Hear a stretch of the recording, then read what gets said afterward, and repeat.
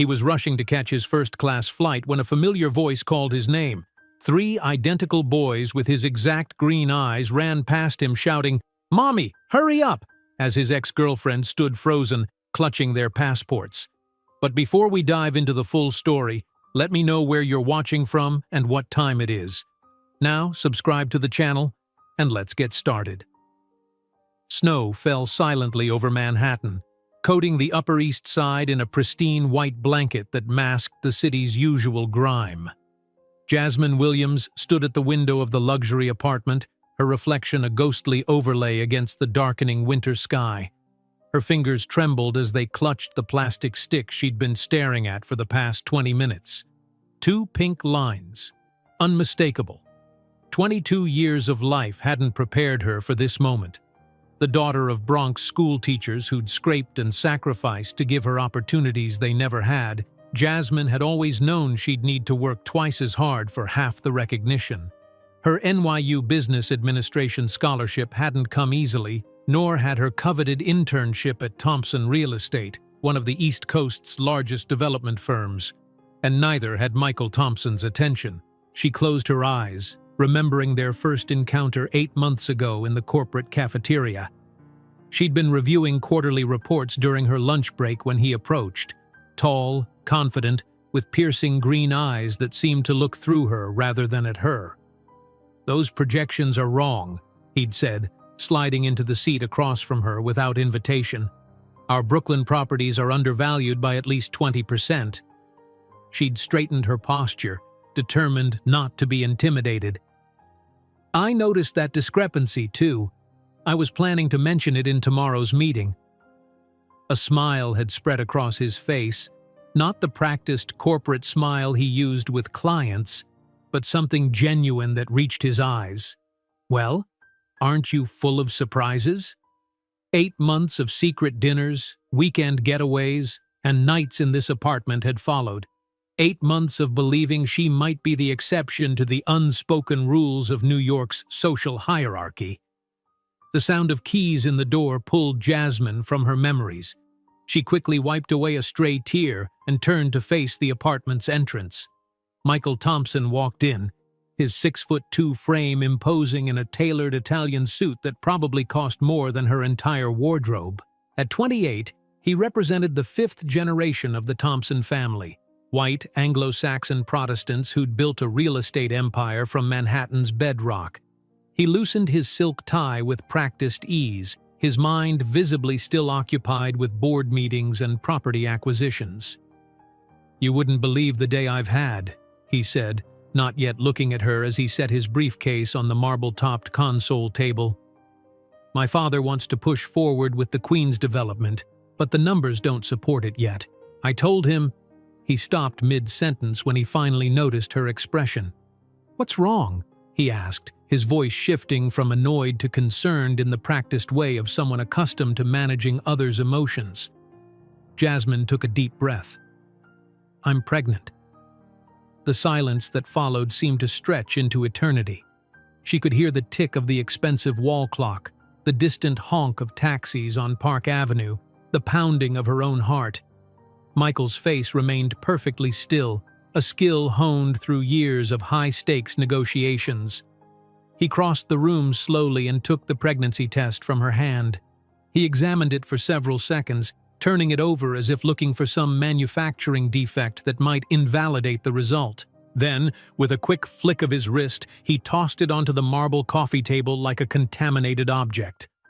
"This is your problem," he said finally, his voice clinically detached.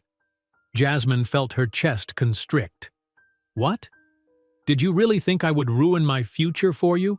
A girl from the Bronx?" His voice wasn't cruel. It was worse. It was matter of fact, as if stating an obvious business conclusion. "Michael, I thought we had something real," Jasmine whispered, tears beginning to form despite her determination to remain composed. He laughed, a sound that cut deeper than any blade. "You were convenient, Jasmine. An interesting distraction." He walked to the bar cart and poured himself 2 fingers of expensive bourbon. "But a black child has no place in my family or in Thompson business. my father would disinherit me. "It's 2008, not 1950, she protested, her voice rising with indignation. Michael took a slow sip of his drink, regarding her over the crystal tumbler. "In my world, some things never change." He set the glass down with a sharp click against the marble. "You're simply not enough for someone at my social level. You'd never be introduced to the right people, never be accepted in the circles I frequent." Each word hit Jasmine like a physical blow.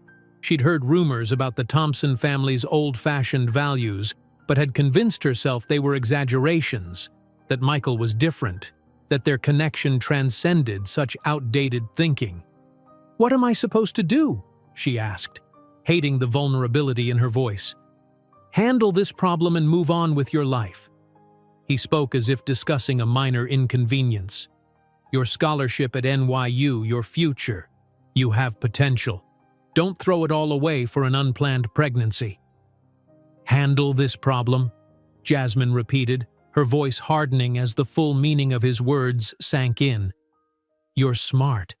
I'm sure you understand what I'm saying." He straightened his tie, already mentally moving on to other matters. "I have an early meeting tomorrow. You should probably go." "Go? This is my apartment," he corrected coldly. "Company-owned, actually, for entertaining clients and associates." Jasmine grabbed her coat, dignity the only possession she refused to leave behind. At the door, she turned back. "You'll regret this, Michael." His expression remained impassive. "I highly doubt that." The next morning, Jasmine arrived at the Thompson real estate offices to find her desk emptied, her personal items stuffed into a cardboard box.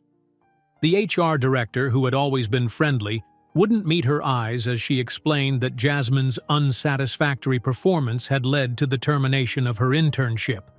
"But my performance reviews have all been excellent," Jasmine protested, clutching the box to her chest. "The decision came from upper management." The woman slid a document across the desk. "You'll need to sign this non-disclosure agreement regarding your time with the company." "And if I don't? Then we can't provide any references for your future employment." With shaking hands, Jasmine signed. Outside, she tried calling Michael, only to discover her number had been blocked. Her company email had already been deactivated. All traces of her existence at Thompson Real Estate and in Michael's life had been efficiently erased. The following week brought more devastation. A letter from NYU informed her that her scholarship had been suspended due to excessive absences caused by debilitating morning sickness that left her unable to attend early classes. Without the scholarship, she couldn't afford tuition. Without the internship, she had no income. In her rented room in the Bronx, Jasmine spread her resources across the bed. $267 in her bank account, a growing stack of medical bills, and rent due in 2 weeks. Her college friends, mostly from affluent families, had gradually drifted away when she could no longer keep up with their lifestyle of brunches and shopping trips. When her phone rang, she answered hopefully, thinking perhaps Michael had reconsidered. Instead, it was her doctor's office, confirming what the ultrasound had revealed that morning. "Ms. Williams, we wanted to make sure you understood what we discovered today," the nurse said gently. "You're not carrying just one baby, but 3. You're having triplets." Sitting on the bus heading home, rain pounding against the windows, Jasmine finally allowed herself to cry. Not the quiet tears of disappointment, but deep, body-racking sobs that caused other passengers to shift uncomfortably away from her. When the storm of emotion passed, she placed her hand on her still flat abdomen. "You will never know that man," she promised quietly. "You will have so much more than he could ever offer." In the months that followed, Jasmine took whatever work she could find: cashier at a supermarket during the day, data entry clerk at night. Between shifts, she built a simple app to manage her minimal finances and noticed that small neighborhood businesses could use something similar. During the few free hours between jobs, she developed a basic version of a payment system for local shops. Her mother, a retired math teacher, helped when she could, bringing home-cooked meals and sitting with Jasmine as she coded late into the night. "What are you trying to prove, sweetheart?" her mother asked one evening, watching Jasmine work despite her swollen ankles and exhaustion.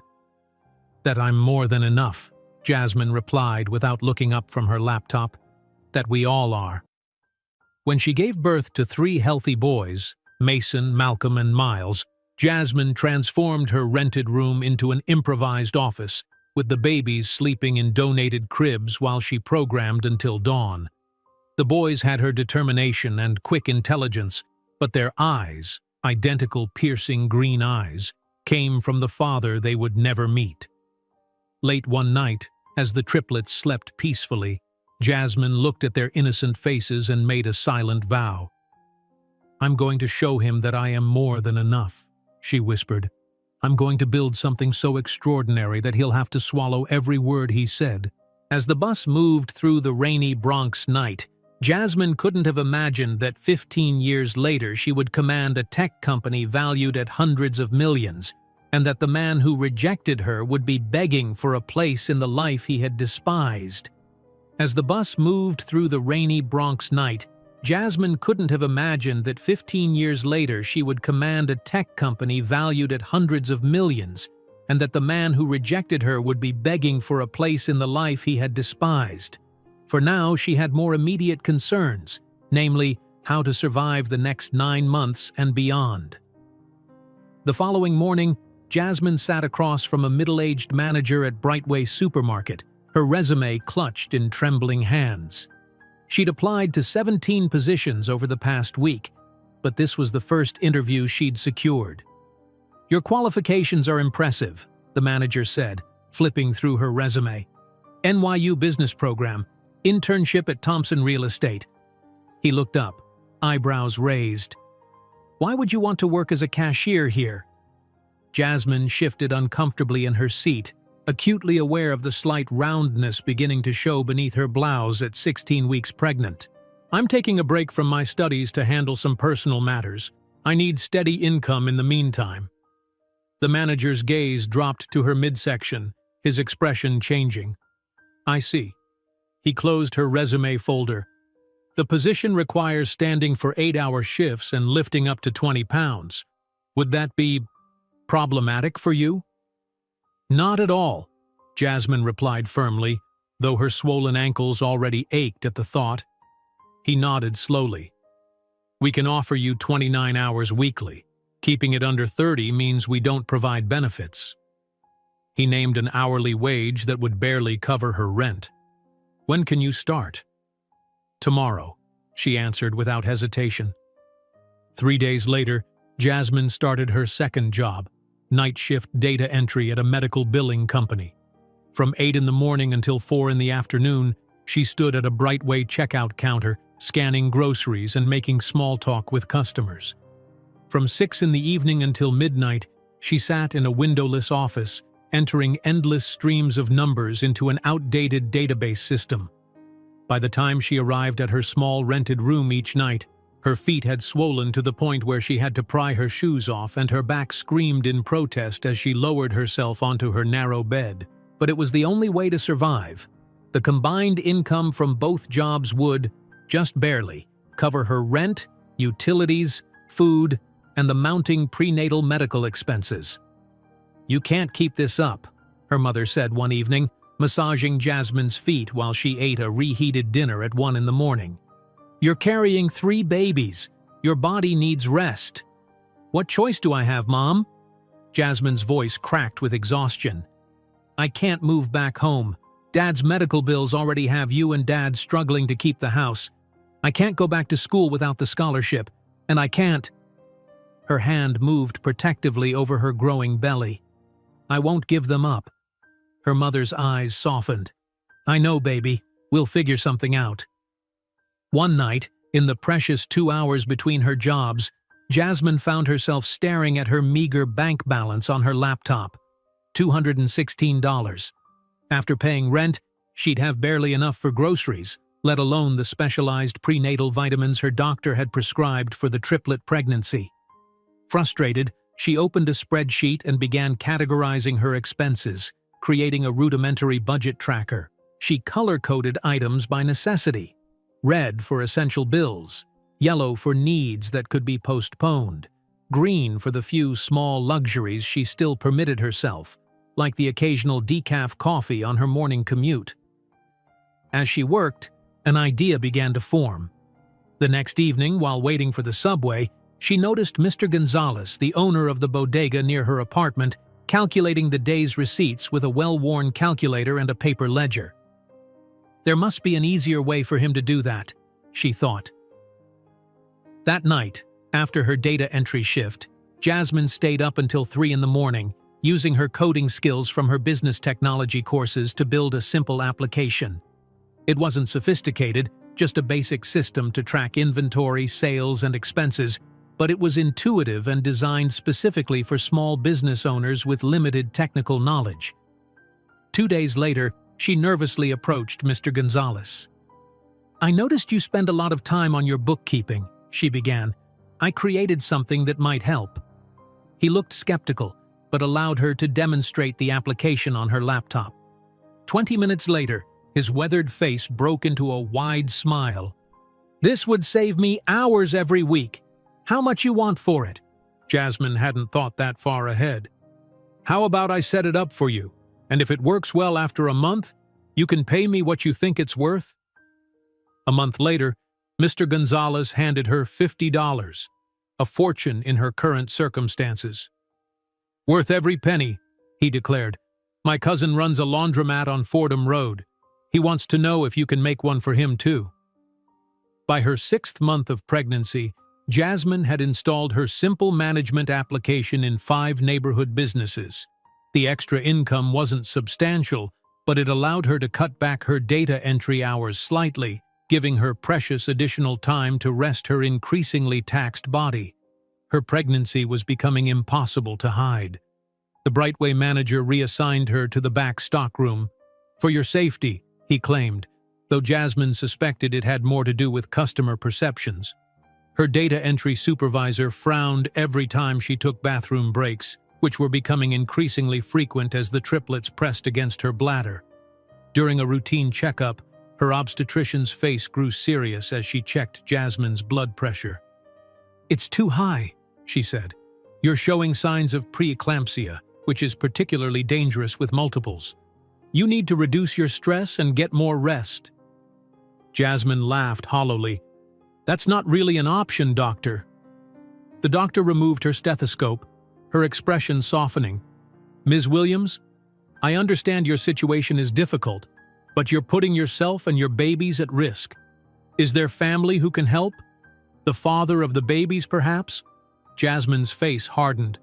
"There is no father in the picture, and my parents can barely make ends meet themselves." That night, Jasmine collapsed on her bed, tears streaming down her face. For the first time since Michael's rejection, she allowed herself to feel the full weight of her situation. She'd lost her education, her career path, and any semblance of financial security. At 22, with triplets on the way and no support system beyond her struggling parents, the future looked impossibly bleak. Her gaze fell on her laptop, where the simple application she'd created glowed on the screen. In a moment of clarity, she realized it represented something beyond a few extra dollars. It was proof that she could create value, solve problems, and help others even from her precarious position. Wiping her tears, she opened her code editor and began refining the application, making it more user-friendly and adding features that her small business clients had requested. If 5 installations could bring in a couple $100, what might 50 bring? Or 500? "We're going to be okay," she whispered to her unborn children, her hand resting on her swollen abdomen. "Somehow, we're going to make this work." 2 weeks later, Jasmine was standing at the register in a Korean grocery store waiting to pay for a carton of milk when she felt a sharp pain that made her gasp and clutch the counter for support. "Miss, you okay?" the concerned clerk asked. "I think I need to sit down," Jasmine managed to say before another wave of pain hit her. "And maybe call an ambulance." Hours later, In the labor and delivery ward of Bronx Lebanon Hospital, Jasmine gripped the rails of her bed as contractions tore through her body. "It's too early," she kept repeating to the nurses. "They're not due for another 6 weeks." "Triplets often come early, sweetheart," an older nurse reassured her. "The NICU is ready for them. You just focus on bringing these babies into the world."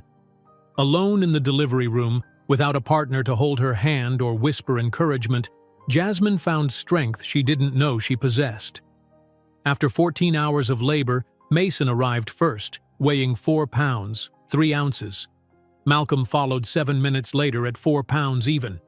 Miles, the smallest at 3 pounds, 12 ounces, made his entrance 10 minutes after his brothers. They were whisked immediately to the NICU, tiny fighters already showing the determination they'd inherited from their mother. Jasmine, exhausted beyond words, was allowed only brief visits during those first critical days. Standing outside the NICU window, her mother beside her, Jasmine watched her sons sleeping in their incubators, connected to monitors and feeding tubes. "They're so small," she whispered. "But strong," her mother replied. "Like you." 2 weeks later, against all odds, Jasmine brought her 3 baby boys home to her tiny rented room. The space, barely adequate for 1 person, now had to accommodate 4. 3 donated cribs lined one wall, while her desk and laptop occupied the only remaining corner. Her maternity leave from Brightway was unpaid and she'd lost the data entry position entirely. The small income from her application installations was now their only resource beyond the limited government assistance she'd reluctantly applied for. Late one night, with all 3 babies miraculously asleep at once, Jasmine sat at her desk, attempting to code while keeping 1 foot on each of the outer cribs, gently rocking them. Her laptop balanced precariously on her knees as she refined her application, adding features that would make it more valuable to struggling neighborhood businesses. Mrs. Kim from the Korean grocery store had paid her $75 for an installation, mentioning that the system had already saved her hours of paperwork. "You should charge more," she'd told Jasmine. "This worth much more." As dawn broke over the Bronx, Jasmine finally completed the latest version of her application. She'd added inventory tracking features and a simple customer loyalty program that small businesses could implement without expensive infrastructure. Looking at her sleeping sons, their tiny chests rising and falling in perfect synchrony, she felt a fierce protectiveness wash over her. "You will never know that man," she whispered, echoing her promise from months earlier. "But you will know that your mother never gave up, never stopped fighting for you." She gently touched each baby's cheek, marveling at their perfect features and the unmistakable green eyes they'd all inherited from Michael. "I'm going to build something for us," she promised. "Something he could never imagine." When the ambulance took her to the hospital, Jasmine clutched her laptop against her chest, not knowing that it contained not just a simple application, but the seed of an empire that would one day make Michael Thompson look small in comparison. When the ambulance took her to the hospital, Jasmine clutched her laptop against her chest, not knowing that it contained not just a simple application, but the seed of an empire that would one day make Michael Thompson look small in comparison. 3 months later, Jasmine stood in the doorway of her tiny Bronx apartment, surveying the chaos that had become her life. 3 donated cribs lined the wall opposite her small desk, where her laptop sat open amidst a sea of baby bottles, formula cans, and programming books. The triplets, Mason, Malcolm, and Miles, were finally asleep after what felt like an eternity of crying, feeding, and diaper changes. At 3 months old, they were still tiny but growing steadily. The NICU doctors had been amazed by their progress, calling them fighters at every checkup. Jasmine knew where that fighting spirit came from, certainly not from the father who had discarded them before they were even born. "You boys sleep for at least 2 hours, okay?" she whispered, tiptoeing to her desk. "Mommy has work to do." Sleep deprivation had become her constant companion. Between caring for 3 infants and attempting to develop her application further, Jasmine rarely slept more than 3 hours at a stretch. Dark circles had taken permanent residence under her eyes, and her clothes hung loose on her frame. Her mother visited every afternoon, bringing home-cooked meals and giving Jasmine a precious hour to shower and sometimes nap. Today, she had brought more than food. "I spoke with Mrs. Chen at the community center," her mother said, cradling Malcolm while Jasmine ate her first proper meal of the day. "She said they might be able to help with childcare 2 mornings a week, volunteers from the senior center." Jasmine looked up from her plate, hope flickering across her exhausted face. "Really? That would be incredible, Mom. You can't keep going like this, sweetheart. You're running yourself into the ground."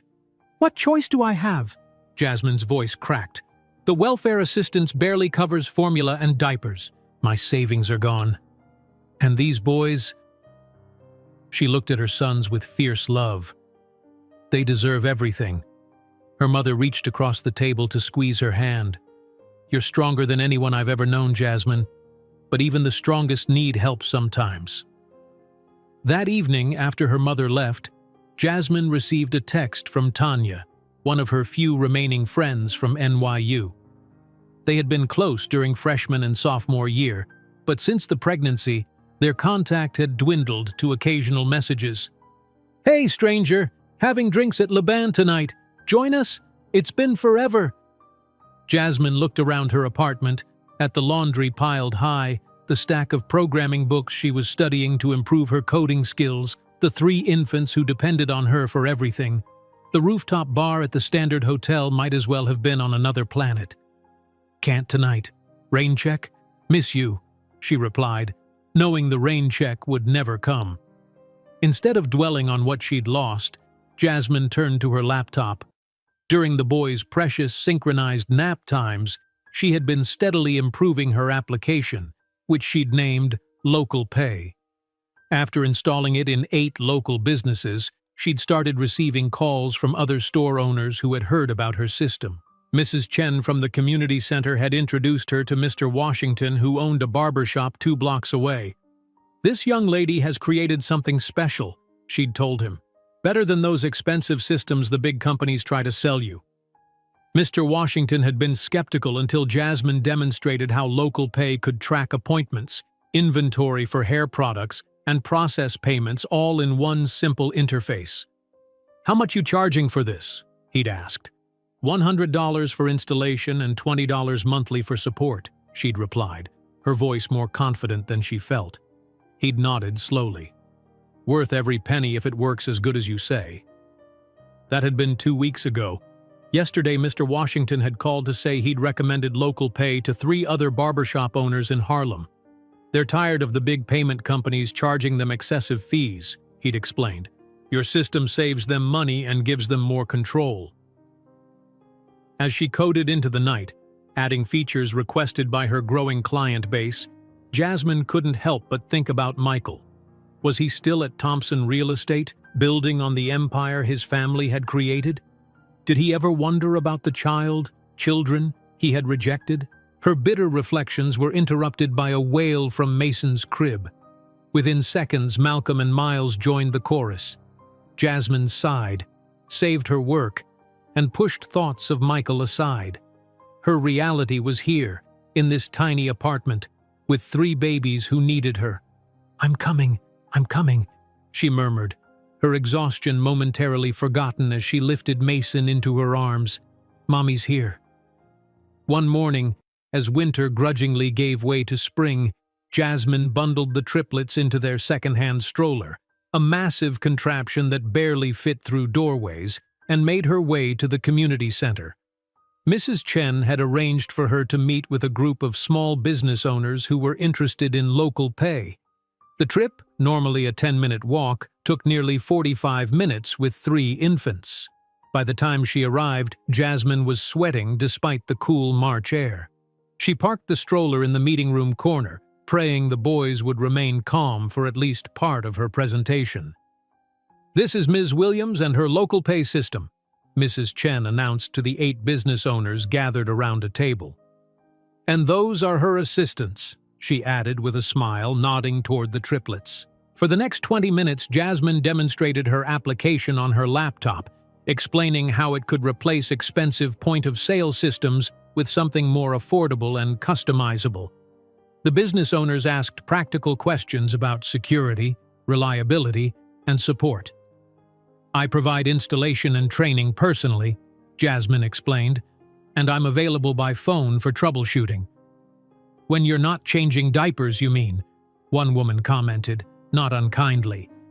Jasmine smiled, her exhaustion momentarily visible. "I manage." As if on cue, Miles began to fuss. Jasmine tensed, knowing that where one started, the others would soon follow. She tried to continue her presentation while gently rocking the stroller with her foot. Mrs. Chen stepped in smoothly. "Why don't I take the little ones to the senior room? The ladies there would love to help." Before Jasmine could object, an elderly volunteer appeared and wheeled the stroller away. The brief panic Jasmine felt at being separated from her sons was tempered by the extraordinary relief of having her hands free for a few minutes. By the end of the meeting, she had signed up 6 new clients. As she counted the deposit checks, a powerful realization struck her. She had just earned more in 1 hour than she would have in 2 weeks at her old supermarket job. That night, after putting the boys to bed, Jasmine called her mother with tears in her eyes. "I think this might actually work, Mom. I think local pay could become something real." "I always knew you would find a way," her mother replied. "You're rebuilding, one day at a time." As the triplets passed their 6-month milestone, Jasmine established a precarious but functional routine. Mornings were devoted to the boys, feeding, bathing, and the developmental exercises recommended by their pediatrician. Afternoons, while her mother or community center volunteers helped with childcare, she installed local pay systems and trained business owners. Evenings and late nights were for coding improvements and handling support calls. The boys were thriving despite their challenging start. Mason, the largest, was already attempting to crawl. Malcolm watched everything with an intensity that reminded Jasmine of herself. Miles, the smallest, compensated with determination, often managing to roll across the room to reach a desired toy. "They're remarkably advanced for their age," the pediatrician commented during their 6-month checkup, "especially considering they were premature." Jasmine beamed with pride. "They're fighters." "They clearly have excellent care," the doctor added, looking at Jasmine with respect. Not many single parents could manage triplets so well. The compliment warmed her, but the reality remained harsh. Her apartment was too small, her resources too limited, and her support system too fragile for long-term stability. Local pay was growing. She now had 27 clients across the Bronx and Upper Manhattan, but scaling the business while caring for 3 infants seemed impossible. One evening, as she sat cross-legged on the floor with the boys during their tummy time, her laptop open beside her, Jasmine noticed Malcolm staring at the screen with unusual focus. At 6 months, he shouldn't have been interested in a display of code, yet his eyes tracked the cursor as she typed. "You like that, don't you?" she said softly. "Are you going to be my little programmer?" Malcolm gurgled in response, his tiny hand reaching toward the keyboard. Mason, not to be outdone, pulled himself forward in a determined pre-crawling movement, while Miles rolled onto his back, kicking excitedly. Looking at her sons, Jasmine felt a fierce protectiveness surge through her. These boys deserved every opportunity, the best schools, the best health care, the best future possible. Not just adequate, not just getting by, but truly thriving. "We're going to make it," she promised them. "And one day, you'll have everything that man said we weren't good enough to have." As if understanding her words, all 3 boys looked up at her with identical green eyes, Michael's eyes, but filled with trust and love that was entirely for her. The next day, Jasmine received an unexpected call from a business development officer at Bronx Community Federal Credit Union. One of her clients had mentioned local pay during a loan consultation. "We're interested in seeing your system," the officer explained. "We work with many small businesses that struggle with expensive payment processing." The meeting was scheduled for the following week. For the first time in months, Jasmine splurged on a new blouse from a discount store. She asked her mother to watch the boys, spent hours preparing her presentation, and even practiced her pitch in front of the bathroom mirror. The credit union's interest was more than she had dared hope for. If they recommended local pay to their business clients, it could mean dozens of new installations. The potential income could allow her to hire help, maybe even rent a larger apartment. On the morning of the meeting, Jasmine dressed carefully in her new blouse and the one decent pair of slacks that still fit her post-pregnancy body. She kissed each of her sons goodbye, lingering a moment longer than usual. "Wish Mommy luck," she whispered to them. "Today might change everything." At the credit union, Jasmine presented local pay with confidence born of necessity and countless nights of preparation. The business development team asked tough questions, but she had answers ready. They tested the system, examining its security features and user interface. "This is impressive work," the senior officer finally said, "especially coming from a self-taught developer. We'd like to discuss a potential partnership." The words Jasmine had been waiting to hear. She maintained her professional composure during the rest of the meeting, but inside, her heart soared with vindication and hope. Walking home afterward, she passed a newsstand with the latest issue of New York Real Estate Journal. Michael Thompson's face stared back at her from the cover, under the headline, "Rising Star, Thompson Heir Revolutionizes Family Business." For a moment, Jasmine stood frozen, the familiar features bringing back a flood of painful memories. She could almost hear his dismissive voice, "You're simply not enough for someone at my social level."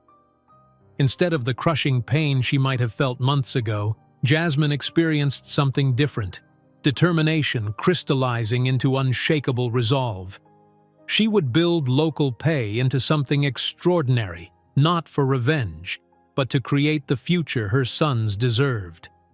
That night, in her tiny apartment with 3 babies sleeping peacefully in their cribs, Jasmine mapped out an expansion plan for local pay on the back of an electric bill envelope.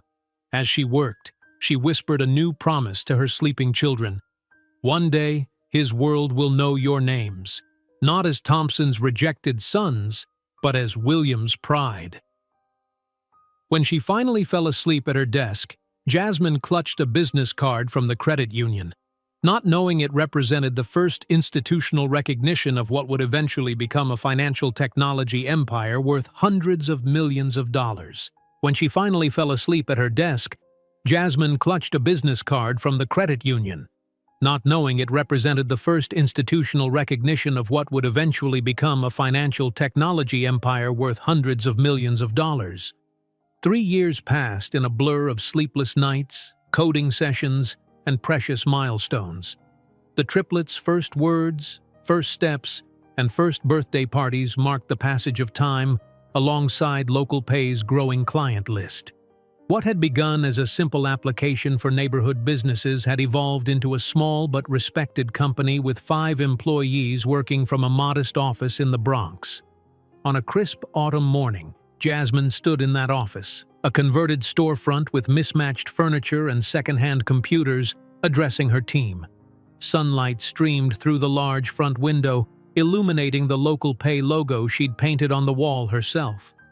"We've reached 100 clients across New York City," she announced, unable to keep the pride from her voice. "That's double our target for the quarter." Her small team, 2 developers, a customer service representative, and 2 installation specialists, broke into applause. All were local hires, people from the neighborhood who had been overlooked by Manhattan's gleaming tech companies. "None of this would be possible without each of you believing in what we're building," Jasmine continued. "A payment system that actually serves communities banks have abandoned." In the corner of the office, the triplets, now 3 years old, played in a space Jasmine had set up with toys, books, and small desks. Mason was meticulously stacking blocks, his brow furrowed in concentration. Malcolm sat with a tablet, tapping at an educational game with surprising dexterity. Miles was reading a picture book, turning pages and narrating his own story. Jasmine's gaze lingered on her sons, her chest tightening with love and determination. Every day they looked more like Michael, those unmistakable green eyes, the shape of their jaws, the way Mason tilted his head when curious. But their spirit, their resilience, that was all Williams. The celebration was interrupted by the office phone ringing. Jasmine's customer service representative, Tanya, answered, her expression quickly shifting to concern. "It's Mr. Rivera from the bodega on 183rd, she whispered, covering the receiver.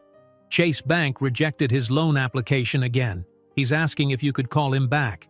Jasmine nodded, unsurprised. This was a story she'd heard repeatedly from their clients.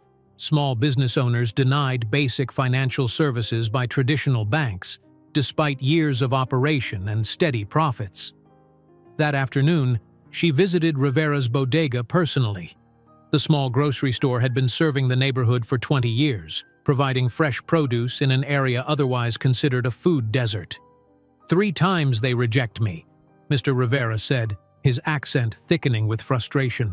20 years I run this store, never miss a payment, and they say I'm high risk.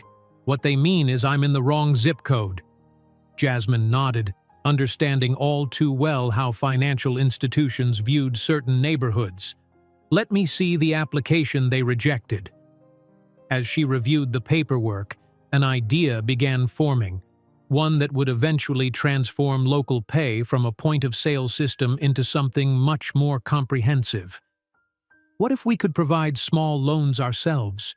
she mused aloud, "using the payment data we already collect to assess risk more accurately than traditional banks?" Mr. Rivera looked at her skeptically. "You going to become a bank now?" "Not exactly," Jasmine replied, her mind racing with possibilities. "But maybe we could be something better for businesses like yours." Back at the office, Jasmine opened her laptop and began researching lending regulations and microfinance models. The triplets played nearby, occasionally bringing her drawings or asking questions that she answered absently, her focus consumed by this new vision. When her phone rang, she answered without checking the caller ID. "Is this Jasmine Williams?" a polished male voice inquired. "Yes, speaking." "This is Richard Kensington from First Manhattan Bank.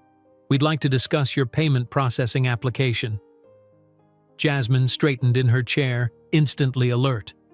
First Manhattan was one of the largest banks in the city, exactly the type of institution that had been ignoring businesses in communities like the Bronx for decades. "I'm listening," she replied cautiously. "We've noticed your growing presence in underserved markets. Very impressive work. We'd like to explore a potential partnership or acquisition." The words hung in the air, loaded with implications. This could mean resources, expansion, legitimacy, everything she'd been working toward. But something in the banker's tone, the casual way he referred to her clients' neighborhoods as underserved markets, triggered her wariness. "I'd be happy to meet," she said carefully. "But I should be clear that Local Pay's mission is to serve communities that traditional banks have neglected." Of course," Kensington replied smoothly. "That's precisely what interests us, the untapped potential in these areas." 3 days later, Jasmine found herself in a gleaming conference room on the 42nd floor of a Manhattan skyscraper. She'd left the triplets with her mother, worn her one decent blazer over a simple black dress, and brought comprehensive documentation of Local Pay's growth and client satisfaction rates. Across the polished table sat 4 executives in expensive suits, examining her presentation with expressions ranging from skepticism to predatory interest. "Your user interface is rudimentary," noted one, "but your client retention rate is remarkable." 97%, Jasmine confirmed. "Because we design with our users' actual needs in mind, not what we think they should want." Kensington leaned forward. "Ms. Williams, let's be direct. We're prepared to offer $2 million to acquire Local Pay's technology and client list." The number hung in the air. $2 million. Enough to secure her son's education, buy a proper home, provide the stability she'd been fighting for since that snowy night when Michael had discarded her. "And the team?" she asked. My employees? A slight hesitation. We would evaluate them individually for potential integration into our existing structure. Translation? They'd be let go. And the business model? The accessibility for small merchants? Another executive spoke up. We'd incorporate the technology into our existing payment processing framework. Naturally, there would be some standardization of fees and requirements. Translation: prices would rise, and many of her current clients would no longer qualify. Jasmine closed her laptop slowly, her decision crystallizing.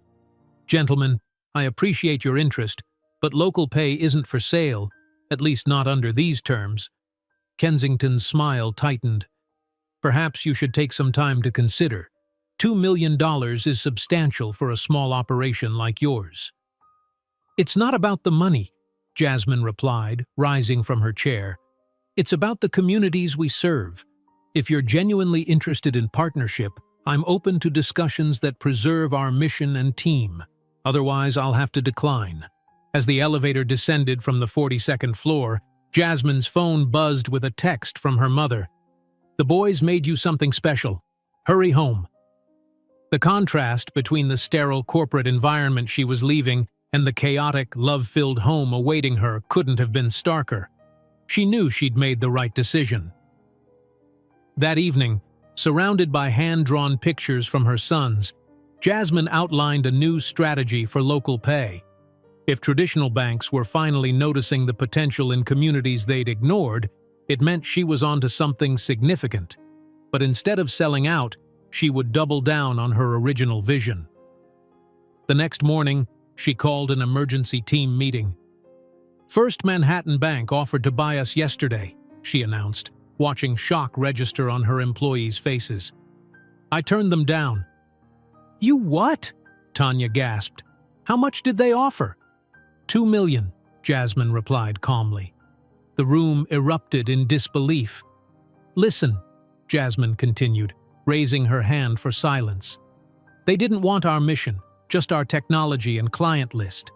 They would have raised fees, imposed stricter requirements, and most of you would have lost your jobs. She unfolded a large piece of paper on the conference table, a roadmap she'd stayed up all night creating.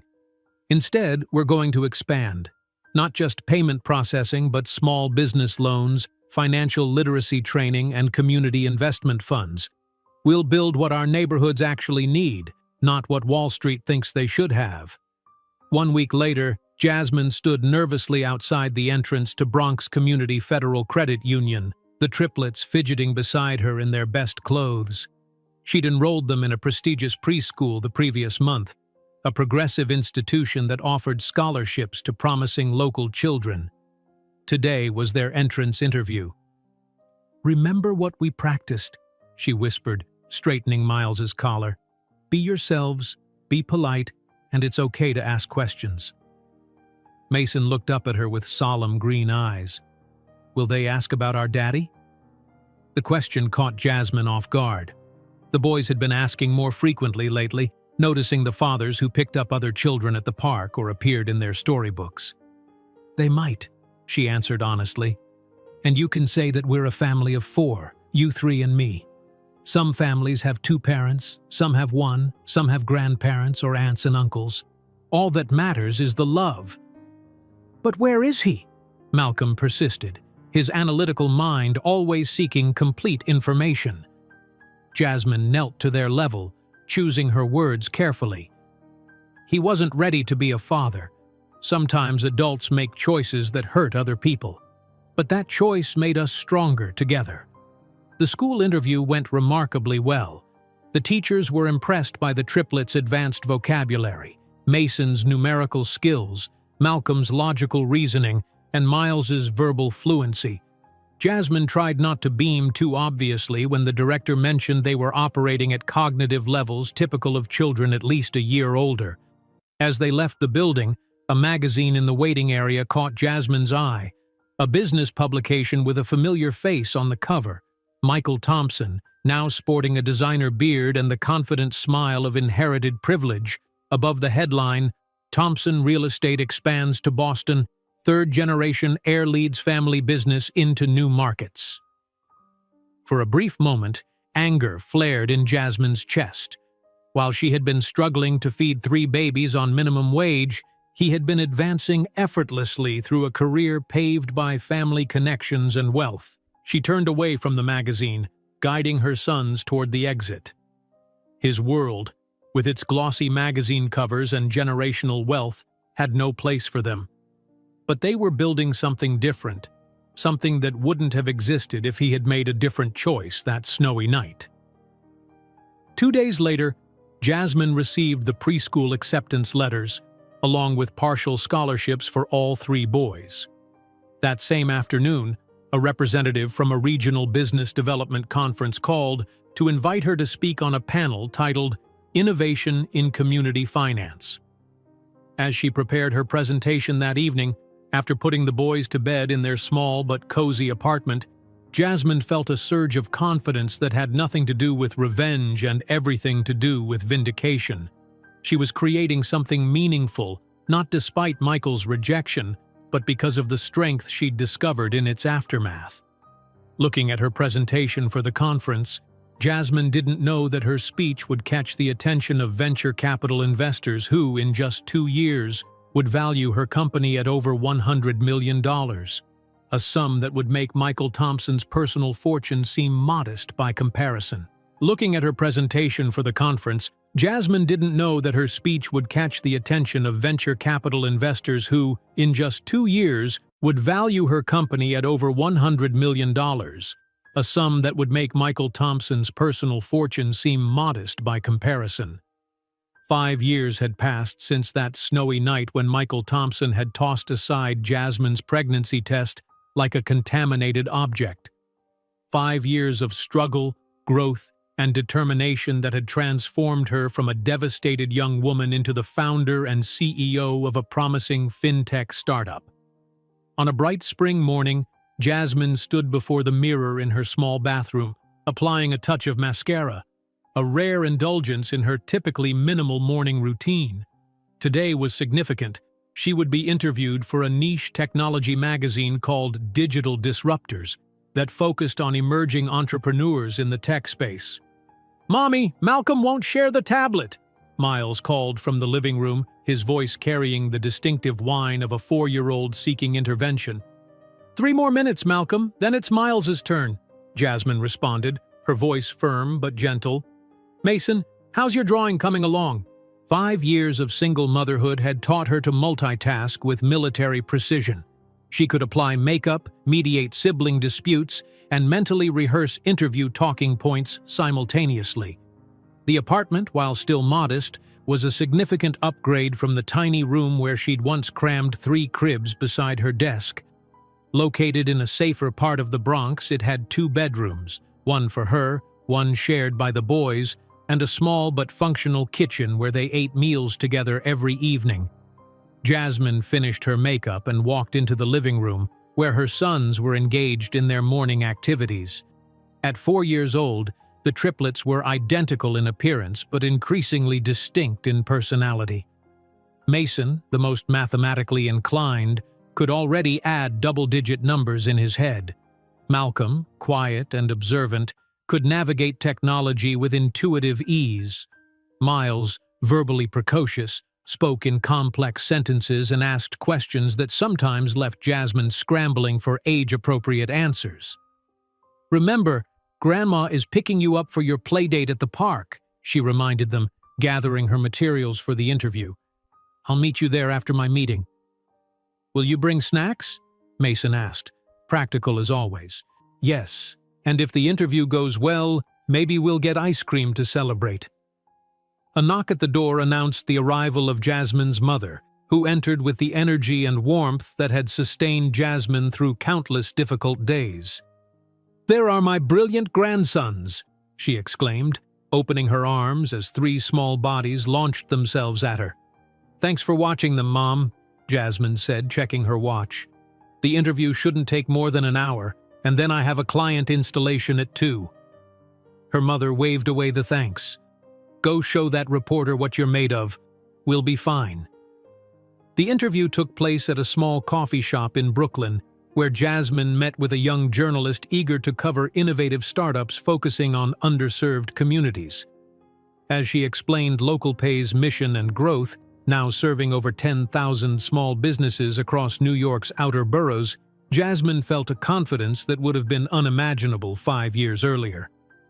What inspired you to create a payment system specifically for marginalized neighborhoods? The journalist asked, leaning forward with genuine interest. Necessity, Jasmine answered honestly. I saw business owners in my community struggling with expensive, complex payment systems designed without their needs in mind. When major financial institutions ignore certain zip codes, innovation has to come from within those communities. The journalist nodded, scribbling notes. And how do you balance running a growing company with raising triplets as a single mother? The question was expected but still stung slightly. Male entrepreneurs were rarely asked about their parenting arrangements. The same way many parents do, with a support network, careful scheduling, and very little sleep, Jasmine replied with a smile. But I've designed my company with flexibility in mind, not just for myself, but for all our employees. Many of our team members are parents or caregivers. As the interview concluded, the journalist handed Jasmine her card. This piece will run in next month's issue. Your story is exactly what our readers are interested in, real solutions from authentic entrepreneurs. Jasmine tucked the card into her wallet, alongside a growing collection of business contacts. Each represented a small victory, another step toward the legitimacy and recognition that Michael had claimed she would never achieve. That afternoon, after installing LocalPay at a Jamaican restaurant in Queens, Jasmine met her mother and the boys at the neighborhood park. Watching her sons race around the playground, their identical faces alight with joy, she felt the familiar mixture of fierce love and determination that had become her constant companion. Her phone buzzed with an email notification. Opening it, she nearly dropped the device in shock. Congratulations! You have been selected as a finalist for the National Financial Technology Innovation Award. The ceremony will take place in Chicago next month. Jasmine read the email 3 times, her heart racing. The award was respected industry-wide, typically going to founders from Ivy League backgrounds with substantial venture capital backing. That she had even been nominated, much less selected as a finalist, was extraordinary. Her mother noticed her expression. Good news? Potentially life-changing, Jasmine replied, her voice barely above a whisper. That evening, after the boys were asleep, Jasmine researched the award and its implications. Previous winners had secured major funding rounds within months of receiving the recognition. The visibility alone could transform LocalPay's trajectory. However, attending would mean 3 days away from the triplets, the longest she would have ever been separated from them. The thought created a knot of anxiety in her stomach, but she knew this opportunity was too significant to miss. The following week brought another breakthrough. The progressive preschool where the triplets had been attending part-time offered them full scholarships to attend their accelerated program 5 days a week. Their assessment scores are remarkable, the director explained during a meeting in her colorful office, particularly in mathematics for Mason, spatial reasoning for Malcolm, and verbal comprehension for Miles. We believe they would benefit tremendously from our full-time program. Pride swelled in Jasmine's chest. They would love that. But I need to be transparent. Even with scholarships, the additional hours might be financially challenging for us right now. The director smiled warmly. We've secured special funding for exceptional students from underrepresented backgrounds. Everything would be covered, including extended day programs if your work schedule requires it. Driving home, Jasmine couldn't stop smiling. Her sons would receive the educational foundation she had always wanted for them, the kind that opened doors to opportunities typically reserved for children of privilege. Children like Michael would have had. The thought of him surfaced unexpectedly, as it sometimes did in moments of achievement. Where was he now? Did he ever think about the children, he had so callously rejected? Her reflections were interrupted by a call from David Chen, the angel investor who had provided LocalPay's initial funding. "Jasmine, have you seen the news?" he asked without preamble. "What news?" "Citibank just announced a new initiative targeting underbanked urban communities with simplified payment processing and microloans. Sound familiar?" Jasmine felt her stomach drop. "They're copying our model." "Almost exactly," David confirmed. "They're calling it Community Financial Access Program, launching in the Bronx, Brooklyn, and Queens next month." The irony was bitter. After years of ignoring the communities LocalPay served, a banking giant was swooping in to appropriate their innovation, with resources and reach Jasmine couldn't hope to match. That night, sleep eluded her. She paced her small living room reviewing options and scenarios. Citibank could easily undercut LocalPay's pricing, at least temporarily. They could offer flashy incentives to lure away clients. They had marketing budgets that dwarfed her entire company's valuation. At 3 in the morning, staring at spreadsheets until the numbers blurred, Jasmine had an epiphany. Citibank might have resources, but they lacked the one thing that had made LocalPay successful: authentic connection to the communities they served. The next morning, Jasmine called an emergency meeting with her team, now 15 people working from their expanded office space. "Citibank is coming after our market," she announced without preamble. "They're launching a program that mimics our services but with deeper pockets behind it." Concerned murmurs filled the room. "But they're missing something crucial," Jasmine continued, her voice strengthening. "They see our clients as an untapped market. We see them as neighbors and partners. That difference is our advantage."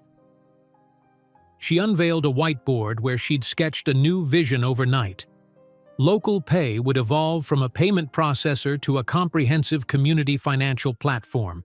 They would offer not just transaction services but financial literacy workshops, community investment opportunities, and personalized business development support. "We don't need to just process payments," she explained, the excitement in her voice contagious. "We need to empower entire communities." Her team, initially anxious, gradually caught her enthusiasm. By meeting's end, they had drafted an implementation plan for the expanded services. That evening, as Jasmine prepared dinner for the triplets, Miles asked the question she had been both expecting and dreading. "Mommy, why don't we have a daddy like Tommy from school?" The kitchen fell silent. Mason and Malcolm looked up from their coloring books, equally interested in the answer. Jasmine turned off the stove and sat down at the table, choosing her words carefully. "Families come in many different forms," she began. "Some have 2 parents, others have 1. Some children live with grandparents or aunts or uncles. What matters isn't the number of people, but the love within the family." "But where is our dad?" Mason pressed, always the most direct. "Did he die?" "No, he didn't die," Jasmine answered truthfully. "He wasn't ready to be a father when you were born.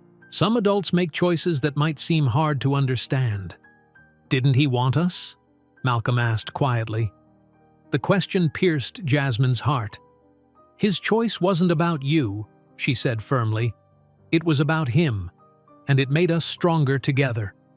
Miles climbed into her lap, his small arms wrapping around her neck. "I like our family just us." "Me too," Mason agreed, joining the hug. "And me," Malcolm added, completing the circle. Later that night, after tucking the boys in, Jasmine received an email confirming her spot at the awards ceremony in Chicago, along with an unexpected note. "The committee would be honored if your sons could attend the family portion of the event. Their presence would highlight your extraordinary journey." The gesture brought tears to her eyes. Her boys, once the problem Michael had told her to handle, were now being celebrated alongside her achievements. The following month brought a whirlwind of developments. Jasmine signed the contract for a Series A funding round, $5 million for expansion into 3 additional cities. The boys started their full-time accelerated program, thriving in the structured educational environment, and LocalPay launched its Community Empowerment Initiative, immediately distinguishing itself from Citibank's more transactional approach. On a warm spring evening, Jasmine sat on their small balcony, watching the sunset over the Bronx skyline. Her laptop displayed the draft of her acceptance speech for the upcoming award ceremony. A notification popped up. The first magazine article featuring her was now online. The headline read, "Rising Star: How Jasmine Williams is Revolutionizing Community Finance." She smiled, taking a screenshot to save for her sons.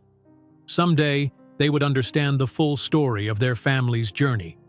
While preparing her presentation for the National Award ceremony, Jasmine didn't know that her speech would catch the attention of investors who, in just 2 years, would value her company at over $100 million, a sum that would make Michael Thompson's personal fortune seem modest in comparison.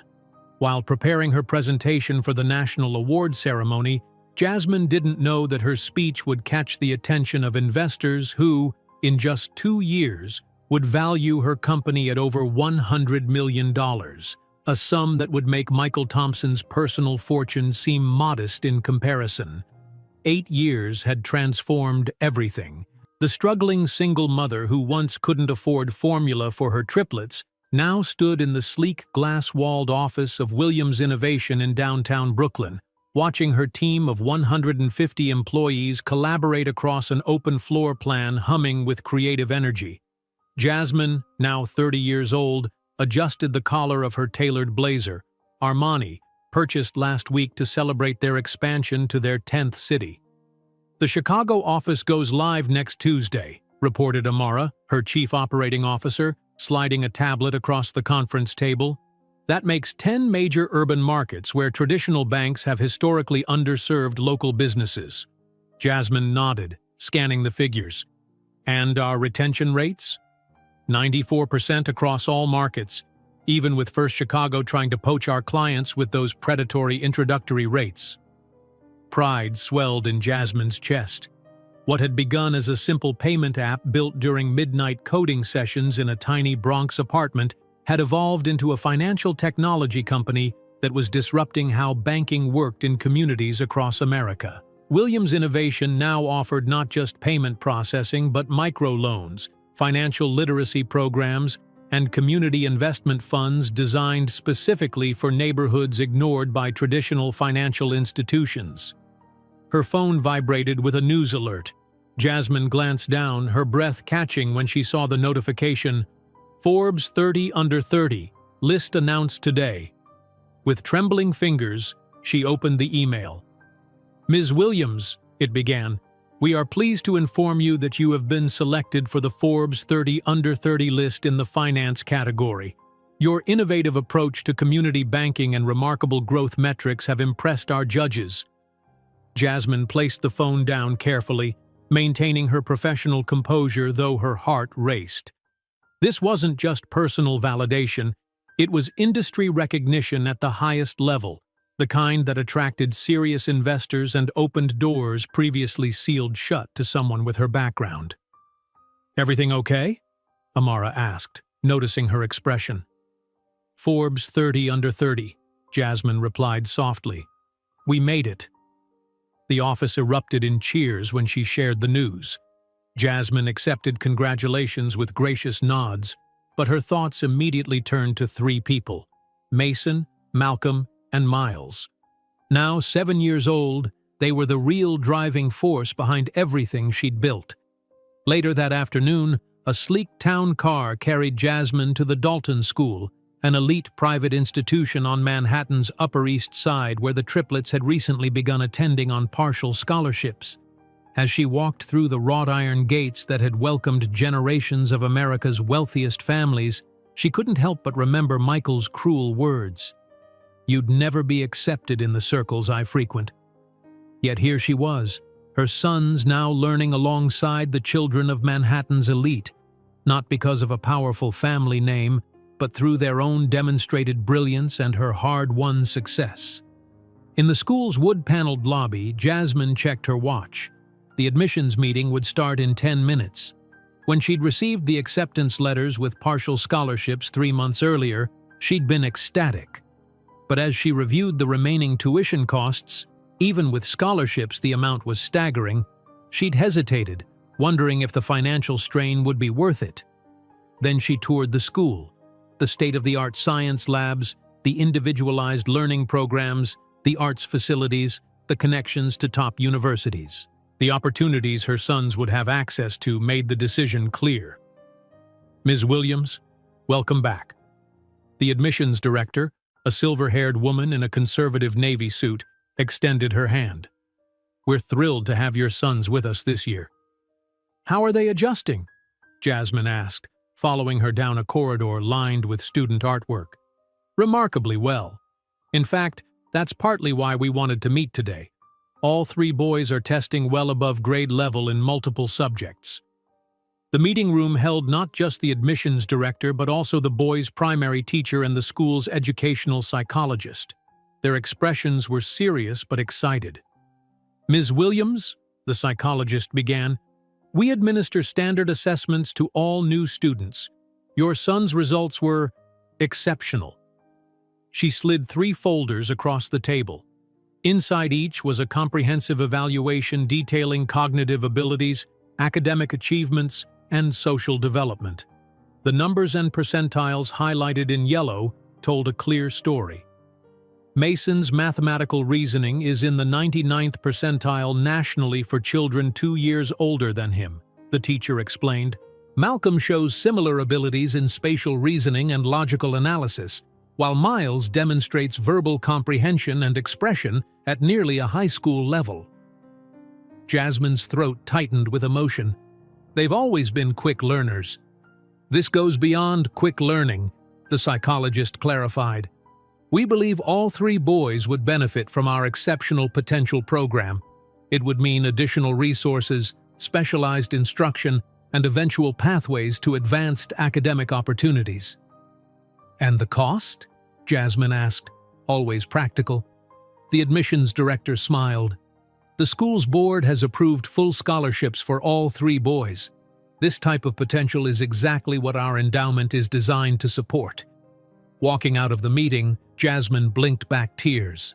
Full scholarships to Dalton, the same school that had educated generations of New York's elite, including several Thompsons over the years.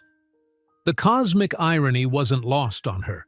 She found the boys in the library, each absorbed in different activities. Mason was solving a complex math puzzle designed for 5th graders. Malcolm was constructing an intricate structure with architectural blocks. Miles was writing in a journal, his handwriting unusually neat for a 7-year-old.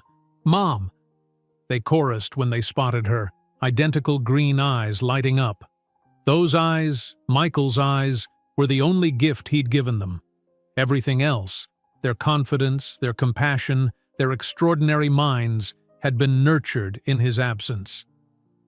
That evening in their Brooklyn brownstone, purchased last year after their Series B funding round, Jasmine prepared a special dinner to celebrate both the Forbes recognition and the boys' scholarships. The home was modest by wealthy New Yorkers' standards but felt like a palace compared to the tiny apartments of their early years. As she chopped vegetables for a stir-fry, Jasmine's phone rang. The caller ID showed CNBC. Ms. Williams, this is Patricia Mendez from CNBC's Closing Bell. We'd like to invite you for an in-studio interview next week discussing financial innovation in underserved markets. The invitation to appear on national television, on a premier business program no less, was yet another validation. After confirming the details, Jasmine ended the call and leaned against the kitchen counter, momentarily overwhelmed by how far they'd come. 8 years ago, she'd been counting pennies for baby formula. Now major news networks sought her expert commentary on finance. The next morning, Jasmine sat in a professional makeup chair at CNBC's studios, trying not to fidget as an artist applied television-ready foundation. In the monitor, she could see the anchors discussing market movements, while the Chiron at the bottom teased her upcoming segment, Financial Innovation, How Jasmine Williams is Banking the Unbanked. We're live in 3 minutes, a producer announced, adjusting Jasmine's microphone. When the red light flashed on the camera, Jasmine channeled the confidence she'd built through countless pitches and presentations.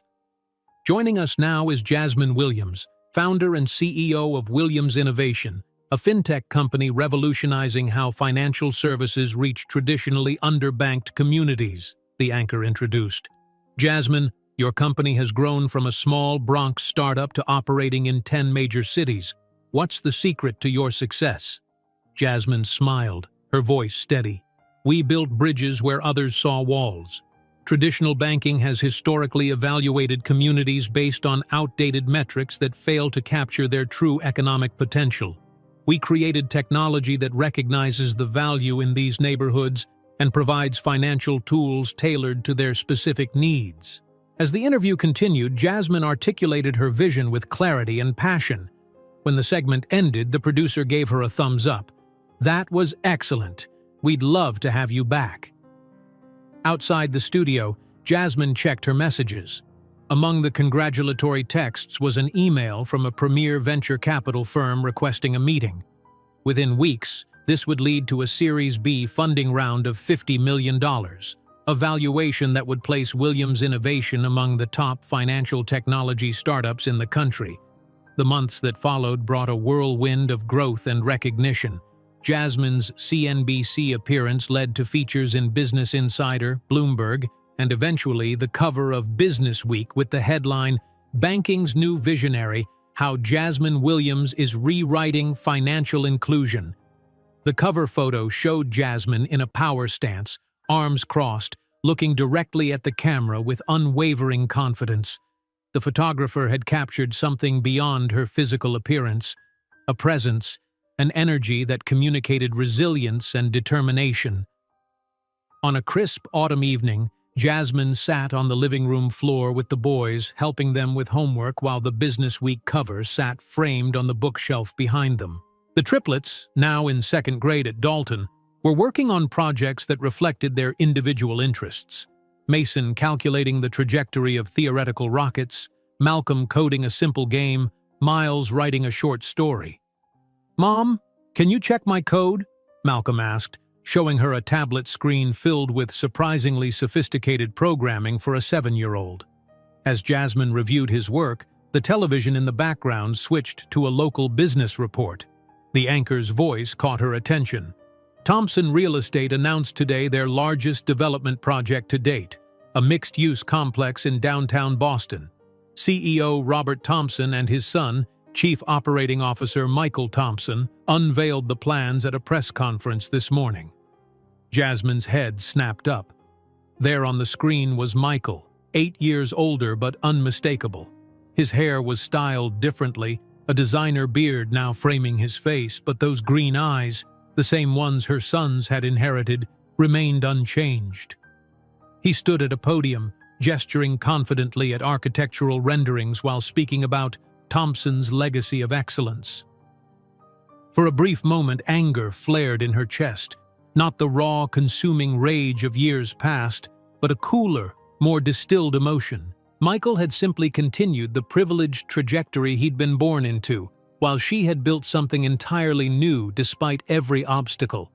The boys, absorbed in their homework, hadn't noticed her reaction or recognized the name. They had never seen a picture of their biological father, never heard his voice. In their world, he simply didn't exist. Later that night, after tucking the boys into bed, Jasmine opened her laptop to find an email with the subject line, "National Financial Innovation Summit, Keynote Speaker Invitation." The message requested her presence as the keynote speaker at the country's most prestigious financial technology conference. Previous keynote slots had been filled by Federal Reserve governors and Fortune 100 CEOs. That they wanted her, a self-taught programmer who had started coding while her triplets slept in donated cribs, spoke volumes about how far she had come.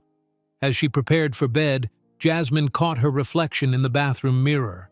The exhausted young woman who had once stared back at her, dark circles under her eyes and fear in her expression, had been replaced by someone with clear eyes, defined purpose, and an unmistakable aura of success. Brindando with apple juice in crystal glasses in her new apartment, Jasmine couldn't imagine that in just 2 years her company would be valued at nearly $1 billion, nor that fate would place her face to face with Michael Thompson at the most important financial sector event in America. Brindando with apple juice in crystal glasses in her new apartment, Jasmine couldn't imagine that in just 2 years her company would be valued at nearly $1 billion, nor that fate would place her face to face with Michael Thompson at the most important financial sector event in America. 12 years had transformed a desperate single mother into one of the most formidable women in American business. On a brilliant spring morning, Jasmine Williams stood at the floor-to-ceiling windows of the Williams Innovation Tech headquarters in Brooklyn, watching sunlight glint off the Manhattan skyline across the East River. At 34, she carried herself with the quiet confidence that came from building something extraordinary against impossible odds. Behind her, 320 employees worked across an open-concept office filled with natural light. Programmers collaborated on the next generation of financial inclusion tools, customer success specialists consulted with business owners from neighborhoods traditionally ignored by banks, and the executive team prepared for the quarterly board meeting. The energy was palpable, a blend of purpose and innovation that visitors often commented on within minutes of entering the space. "Ms. Williams?" Her executive assistant approached with a tablet. "The photographer from Fortune is here. They'd like to begin the cover shoot in 20 minutes. Jasmine nodded, making a final review of the quarterly presentation. The Fortune magazine cover story had been months in development, a feature titled "The Revolutionizing Force in Financial Inclusion" that would cement her place among the business world's elite. The irony wasn't lost on her. 12 years ago, she'd been counting pennies for baby formula while wearing second-hand clothes. The photo session took place against a backdrop of the Brooklyn office with the Manhattan skyline visible through the windows, a deliberate juxtaposition of the community's Williams innovation served and the financial establishment they were disrupting. The photographer directed Jasmine through several poses, capturing the quiet intensity that had become her trademark. "Perfect," he said finally, reviewing the images. "The magazine's design team will be thrilled." As the crew packed up their equipment, Jasmine's phone rang with a call from her son's school. The triplets, now 11, were flourishing at Dalton School, each developing distinct talents while sharing the same brilliant academic aptitude. "Ms. Williams, this is Headmaster Brennan. Nothing to worry about. I'm calling with some excellent news. Mason has just won the state mathematics competition. He solved a problem that stumped even the high school competitors." Pride swelled in Jasmine's chest. "That's wonderful. Please tell him I'll be there to pick them up this afternoon and we'll celebrate properly." The headmaster continued, "And while I have you, Malcolm's coding project was selected for the Young Innovators Showcase at MIT next month.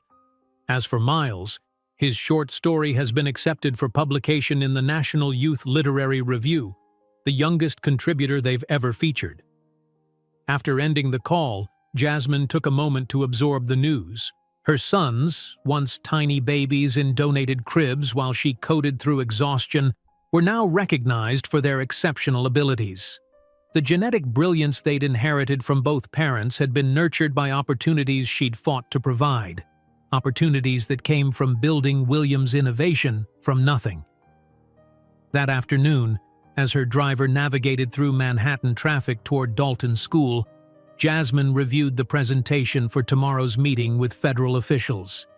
The Treasury Department had expressed interest in Williams Innovation's platform as a potential solution for modernizing how government benefits were distributed to underserved communities.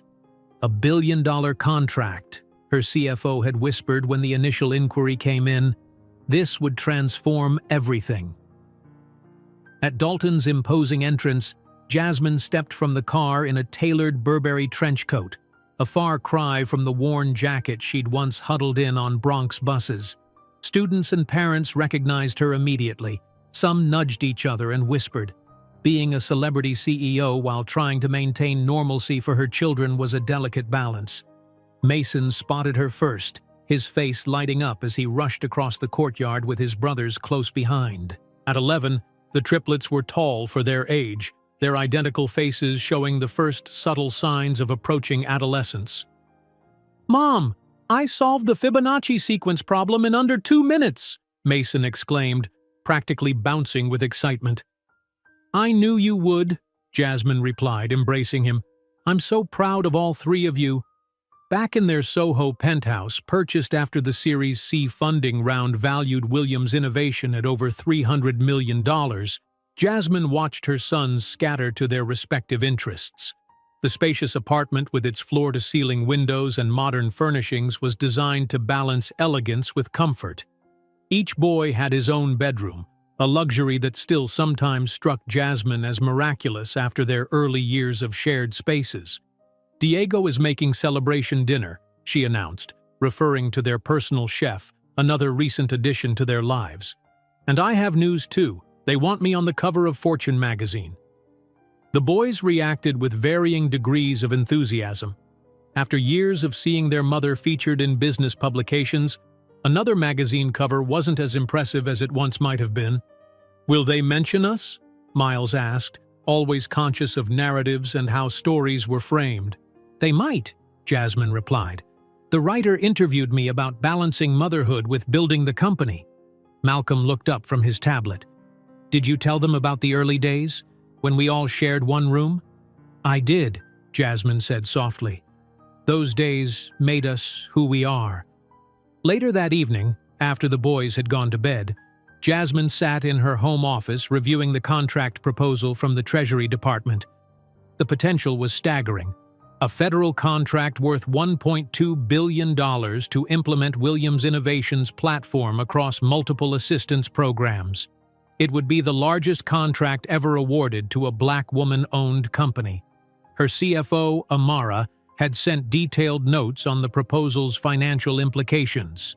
The valuation of Williams Innovation would likely exceed $750 million if the contract was secured. Investment banks were already circling, sensing the potential for an IPO that could make Jasmine a billionaire. A notification appeared on her screen. The Fortune cover preview had arrived. The image showed Jasmine standing confidently against the Brooklyn skyline, arms crossed, expression determined but approachable.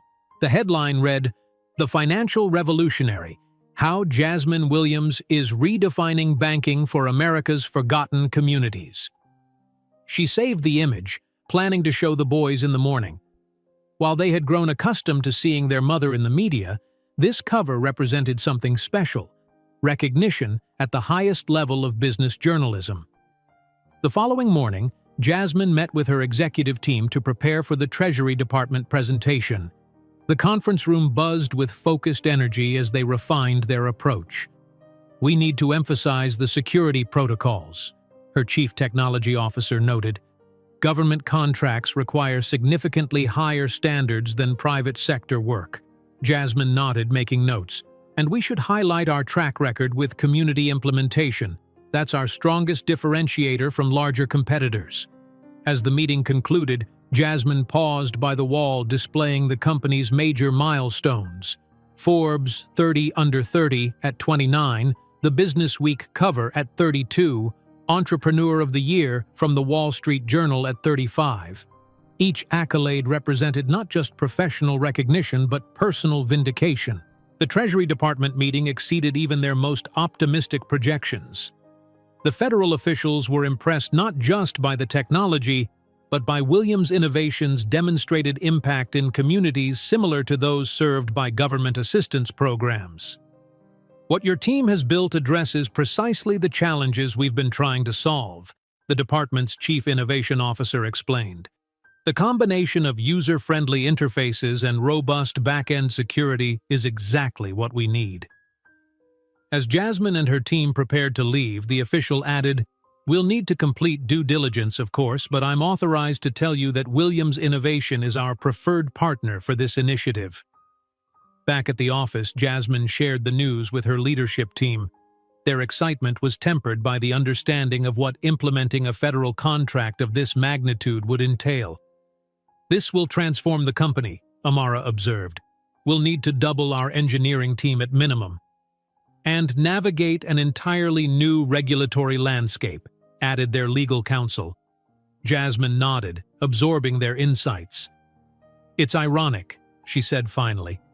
"We started by helping people who banks wouldn't serve, and now we're being asked to redesign how the government distributes financial assistance nationwide." Amara smiled. Some institutions take longer to recognize value where they're not accustomed to looking for it. That evening, as her driver took her home through Manhattan traffic, Jasmine's phone rang with a call from her assistant. "Ms. Williams, the National Financial Innovation Conference has confirmed your keynote address for next month in Miami. They've sent over the preliminary agenda and speaker list for your approval." "Thank you, Rebecca. Email it through and I'll review it tonight." After dinner with the boys, Jasmine settled in her home office to review the conference materials. The event was the most prestigious gathering in the financial technology sector, attended by CEOs, regulators, and investors from across the globe. Being selected as keynote speaker was yet another indication of how far she had come. Scrolling through the list of participating companies, a name caught her eye: Thompson Real Estate. The familiar surge of emotion, not quite anger anymore but something more complex, rose briefly before subsiding. According to the agenda, Michael Thompson would be speaking on a panel about real estate technology innovation. For a moment, Jasmine considered asking the organizers to ensure their paths wouldn't cross, but the thought vanished as quickly as it had formed. She was no longer the vulnerable young woman he had discarded. She was Jasmine Williams, CEO of a company valued at nearly $750 million, mother to 3 extraordinary boys, and keynote speaker at a conference where he was merely a panelist. The following week brought the official announcement of the Treasury Department's intent to award Williams Innovation the implementation contract. Financial news channels reported on the historic deal, noting both its unprecedented size for a Black woman-owned business and the innovative approach to government service delivery it represented. As Jasmine prepared for a television interview about the contract, she received a notification on her phone. Thompson Real Estate expands digital strategy. Michael Thompson named CEO following father's retirement. The accompanying photo showed Michael at a podium, looking confident in an expensive suit, his father standing proudly beside him. The article detailed how he would lead the family company's adaptation to increasingly digital real estate markets. Jasmine closed the notification without reading further. Their worlds, once intersecting briefly before his cruel rejection, had evolved on separate trajectories. Her journey had been built on innovation and determination, his on inheritance and privilege. Now, 12 years later, those trajectories might cross again at the Miami conference. That evening, as Jasmine helped Miles with a creative writing project, her assistant sent a detailed email about the conference arrangements. One line caught her attention. The Thompson Real Estate team has confirmed their sponsorship of the opening reception. Their CEO will deliver welcoming remarks. A strange sense of inevitability settled over Jasmine. After 12 years of building separate lives, the universe seemed determined to engineer a reunion. She hadn't seen Michael since that snowy night when he'd tossed her pregnancy test onto the marble coffee table like something contaminated. Now she would enter that conference as the keynote speaker, her sons, his biological children, potentially by her side, her company on the verge of $1 billion valuation. The narrative symmetry was almost too perfect. As she closed the email, Jasmine felt neither anxiety nor anticipation, only a calm certainty that whatever happened in Miami would finally close a chapter that had been left unfinished 12 years earlier. As she closed the confirmation email for the Miami conference, Jasmine didn't know that fate had marked that event as the setting for a reunion that would shake the foundations of the empire Michael Thompson so arduously tried to preserve. As she closed the confirmation email for the Miami conference, Jasmine didn't know that fate had marked that event as the setting for a reunion that would shake the foundations of the empire Michael Thompson so arduously tried to preserve. The private jet began its descent toward Miami International Airport, cutting through cotton candy clouds as the Florida coastline emerged below. Jasmine gazed out the window, mentally rehearsing key points from her keynote address while the triplets occupied themselves in the luxurious cabin behind her. At 14, Mason, Malcolm, and Miles had insisted on attending the conference, partly to support their mother, but mostly because they'd never been to Miami. "Mom, how much longer?" Miles called out, glancing up from his dog-eared copy of The Art of Rhetoric. 20 minutes to landing," Jasmine replied, turning from the window. "Make sure your tablets are charged. I have back-to-back meetings until 4. The boys nodded in unison, a synchronized movement they'd perfected over years of being identical triplets. Though physically indistinguishable to most people, same height, same angular features, same penetrating green eyes, their personalities had diverged dramatically. Mason, the mathematician, was sketching complex equations in his notebook. Malcolm, the analytical one, was coding something on his laptop. Miles, the wordsmith, had been annotating famous speeches for his debate club. Jasmine studied them with quiet pride. Their brilliance was undeniable, their futures limitless. Every sacrifice, every sleepless night, every moment of desperation in those early years had been worth it for this. 3 extraordinary young men who carried her resilience in their DNA. The Fontainebleau Miami Beach welcomed them with the deferential efficiency reserved for VIP guests. As they entered the grand lobby, heads turned toward Jasmine, her commanding presence in a tailored Valentino pantsuit drawing attention even in a hotel accustomed to celebrities. "Ms. Williams, welcome," the manager greeted, stepping forward with an outstretched hand. "Your presidential suite is ready, and the conference organizers have sent welcome packages for you and your sons." "Thank you," Jasmine replied, maintaining the warm but professional demeanor that had become her public trademark. "Are the conference registration materials available yet?" "They've been delivered to your suite along with the final schedule for your keynote tomorrow." As they rode the private elevator to the top floor, Malcolm scrolled through the conference app on his phone. "There are some interesting panels, Mom. Technology in commercial real estate at 2 o'clock looks relevant to my project." "You can attend anything that interests you," Jasmine said, "but stay together and keep your security passes visible." The presidential suite stretched before them in cream and aquamarine splendor, floor-to-ceiling windows framing a spectacular ocean view. The triplets immediately claimed the largest guest bedroom, dropping their bags and racing to examine the suite's amenities with the enthusiasm of teenagers experiencing luxury on a scale even they weren't accustomed to. Jasmine moved to the master bedroom where her garment bags had already been unpacked and arranged. Her keynote outfit, a bold red Valentino dress, hung outside the closet, a silent statement of confidence and power. On the desk sat a leather portfolio containing conference materials, including the final printed program.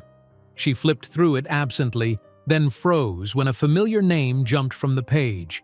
Opening reception host, Michael Thompson, CEO, Thompson Real Estate. Accompanying the text was a professional headshot, older than she remembered, salt and pepper at the temples, but unmistakably him. Those green eyes, the same ones her sons had inherited, stared back at her from the glossy page. Jasmine closed the program, her heart beating a calm, steady rhythm that belied the complexity of emotions beneath. 12 years of building an empire had given her mastery over her reactions. The wounded 22-year-old who had once cried on a Bronx bus no longer existed. In her place stood a woman who commanded rooms, whose time was valued at thousands of dollars per hour, whose company would soon be valued at $1 billion.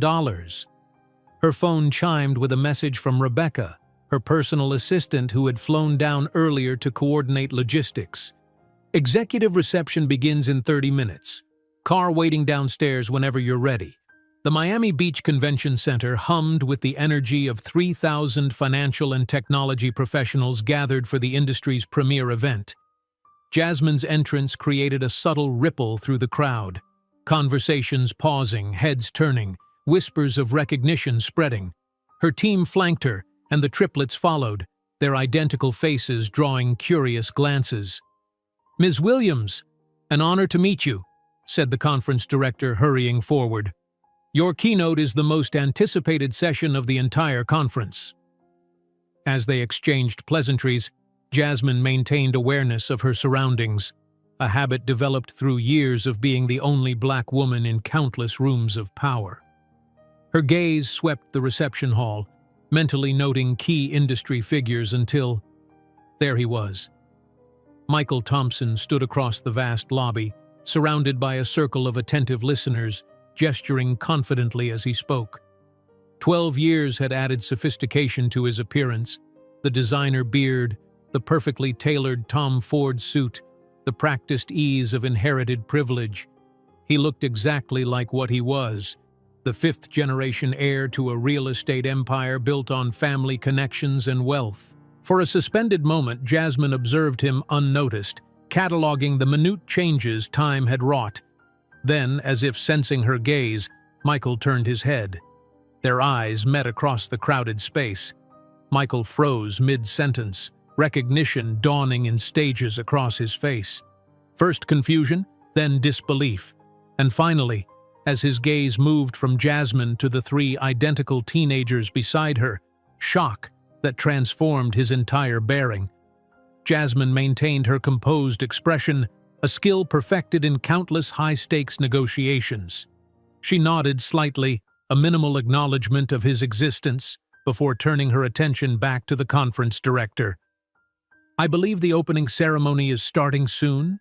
she asked, her voice betraying none of the awareness that Michael Thompson was now staring openly at her sons, at the three living embodiments of what he had once called your problem. "Yes, right this way," the director replied, leading their group toward the main hall. "You'll be seated in the front row, of course."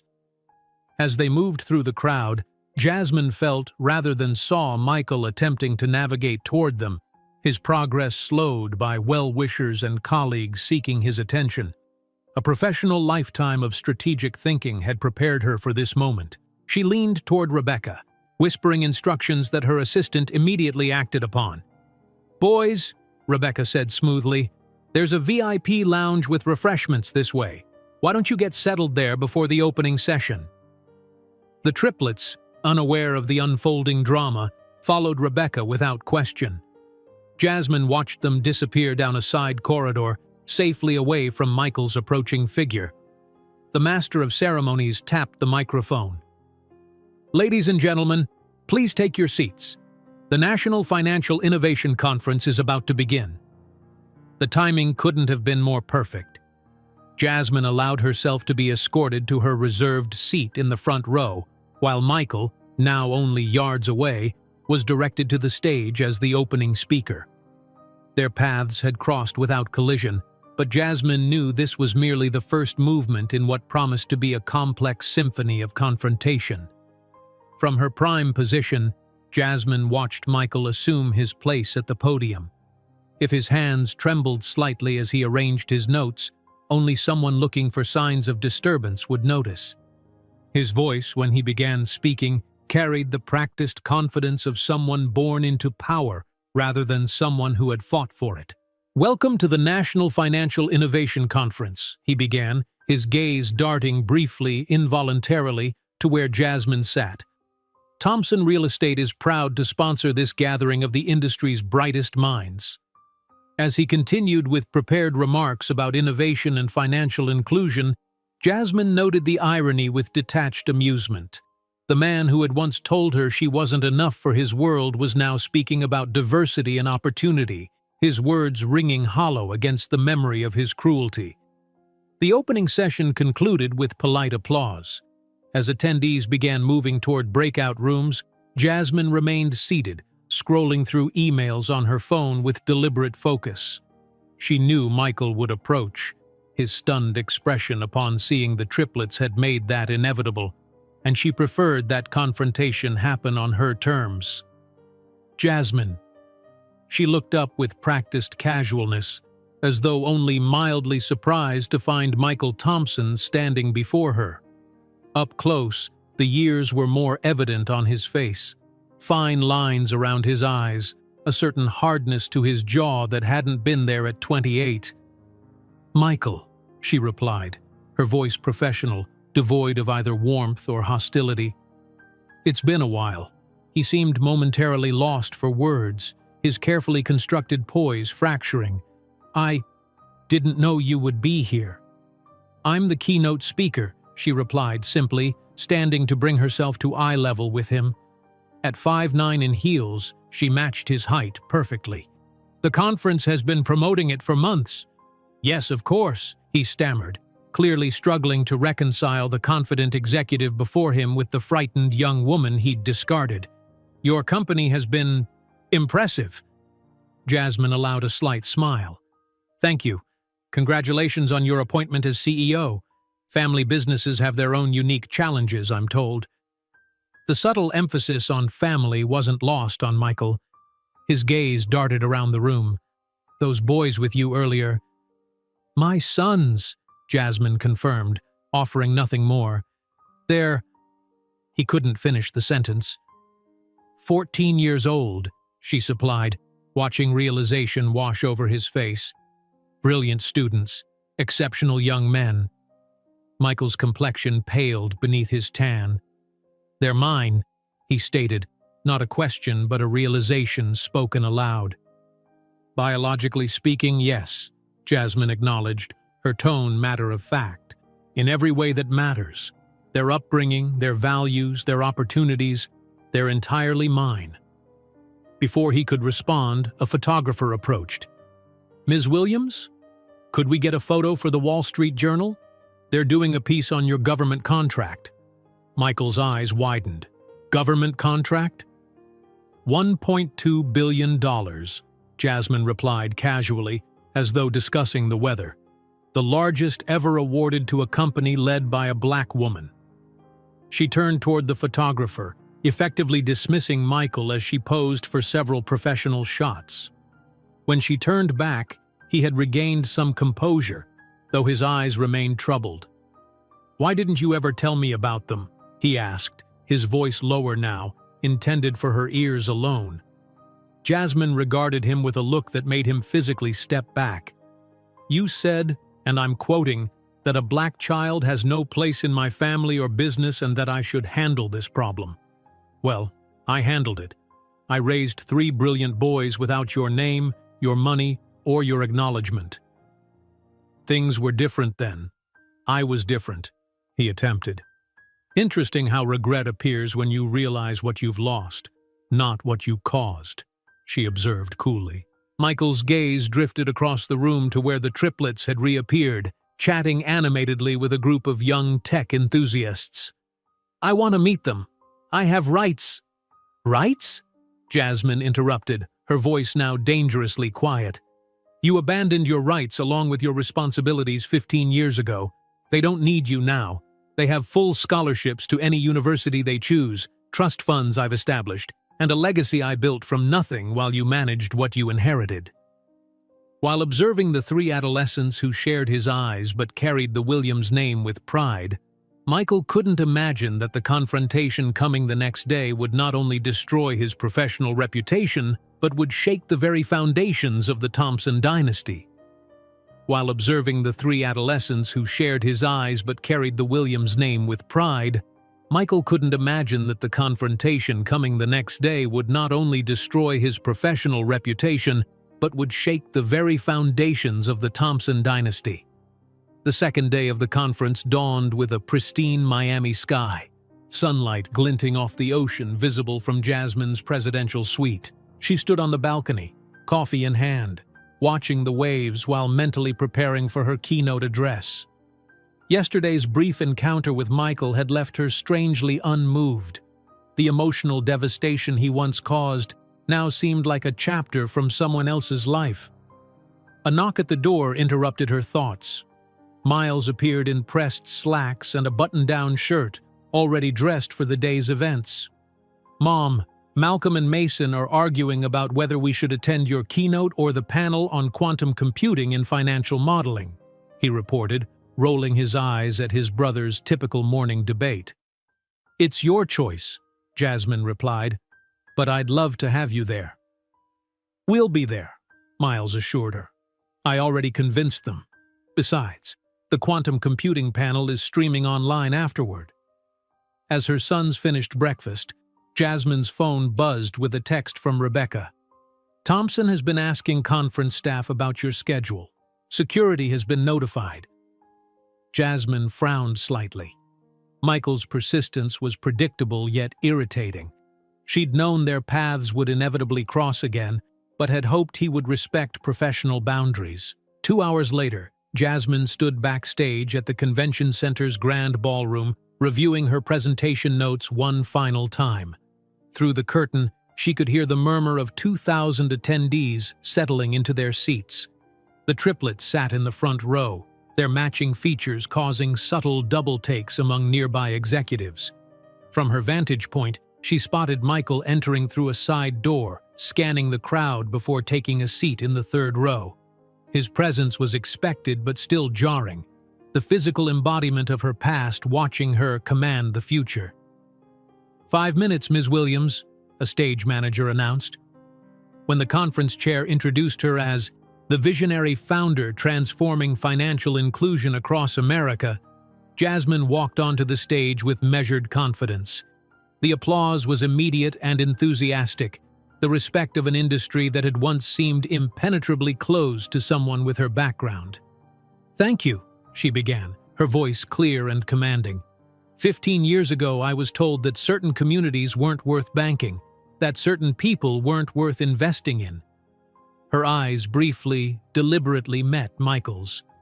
Today, Williams Innovation serves more than 300,000 businesses in neighborhoods that traditional finance ignored, processing over $4 billion in transactions monthly. For 45 minutes, Jasmine outlined her vision of financial democracy, technology that eliminated barriers rather than reinforcing them. Throughout her presentation, she felt Michael's gaze, heavy with regret and revelation. When she described building her first prototype while caring for infant triplets, his discomfort was visible even from the stage. Innovation doesn't just happen in prestigious zip codes or Ivy League institutions, she concluded. It emerges from necessity, from seeing problems others ignore and having the courage to solve them. Thank you. The standing ovation lasted nearly 2 minutes. As Jasmine navigated through admirers afterward, she kept the triplets within sight, noticing how Michael hovered at the periphery, clearly seeking an opportunity to approach.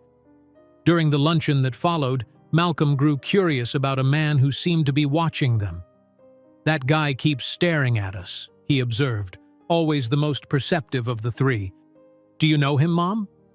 "A business acquaintance," Jasmine replied neutrally. "From a long time ago." Her answer was technically accurate but intentionally vague. She had decided years ago that when the boys turned 18, she would tell them the full truth about their father, allowing them to decide whether they wanted contact. Until then, she would protect them from Michael's sudden interest, which felt more like entitlement than genuine care. The afternoon brought a whirlwind of meetings with potential partners and media interviews about the government contract.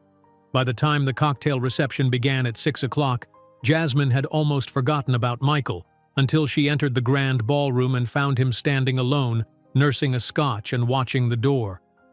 "Ms. Williams," he said, stepping forward as she entered with the triplets. "Your keynote was extraordinary." "Thank you," she replied professionally, already scanning for an escape route. Michael's eyes moved to the boys, drinking in their features with undisguised fascination. "Would you introduce me to your sons?" Jasmine hesitated, then made a swift calculation. A brief, controlled introduction would be less disruptive than Michael potentially approaching them himself. "Mason, Malcolm, Miles, this is Michael Thompson, CEO of Thompson Real Estate," she said evenly. "Mr. Thompson, my sons." "It's a pleasure to meet you," Michael said, his voice thick with suppressed emotion. "Your mother's accomplishments are remarkable." "We know," Mason replied with the direct confidence that characterized him. "She built everything from scratch." "While raising us," Malcolm added pointedly. Michael nodded, struggling for words. "What are your interests? What do you enjoy studying?" Before the conversation could develop further, Jasmine spotted Rebecca signaling from across the room. "I'm sorry to cut this short, but I have investors waiting. Boys, The technology showcase is starting in the East Hall." As they moved away, Jasmine felt Michael's gaze following them. The weight of 15 years of absence compressed into a single hungry look. Later that evening, as the reception wound down, Jasmine sent the boys back to the hotel with her security team, remaining to network with key industry partners.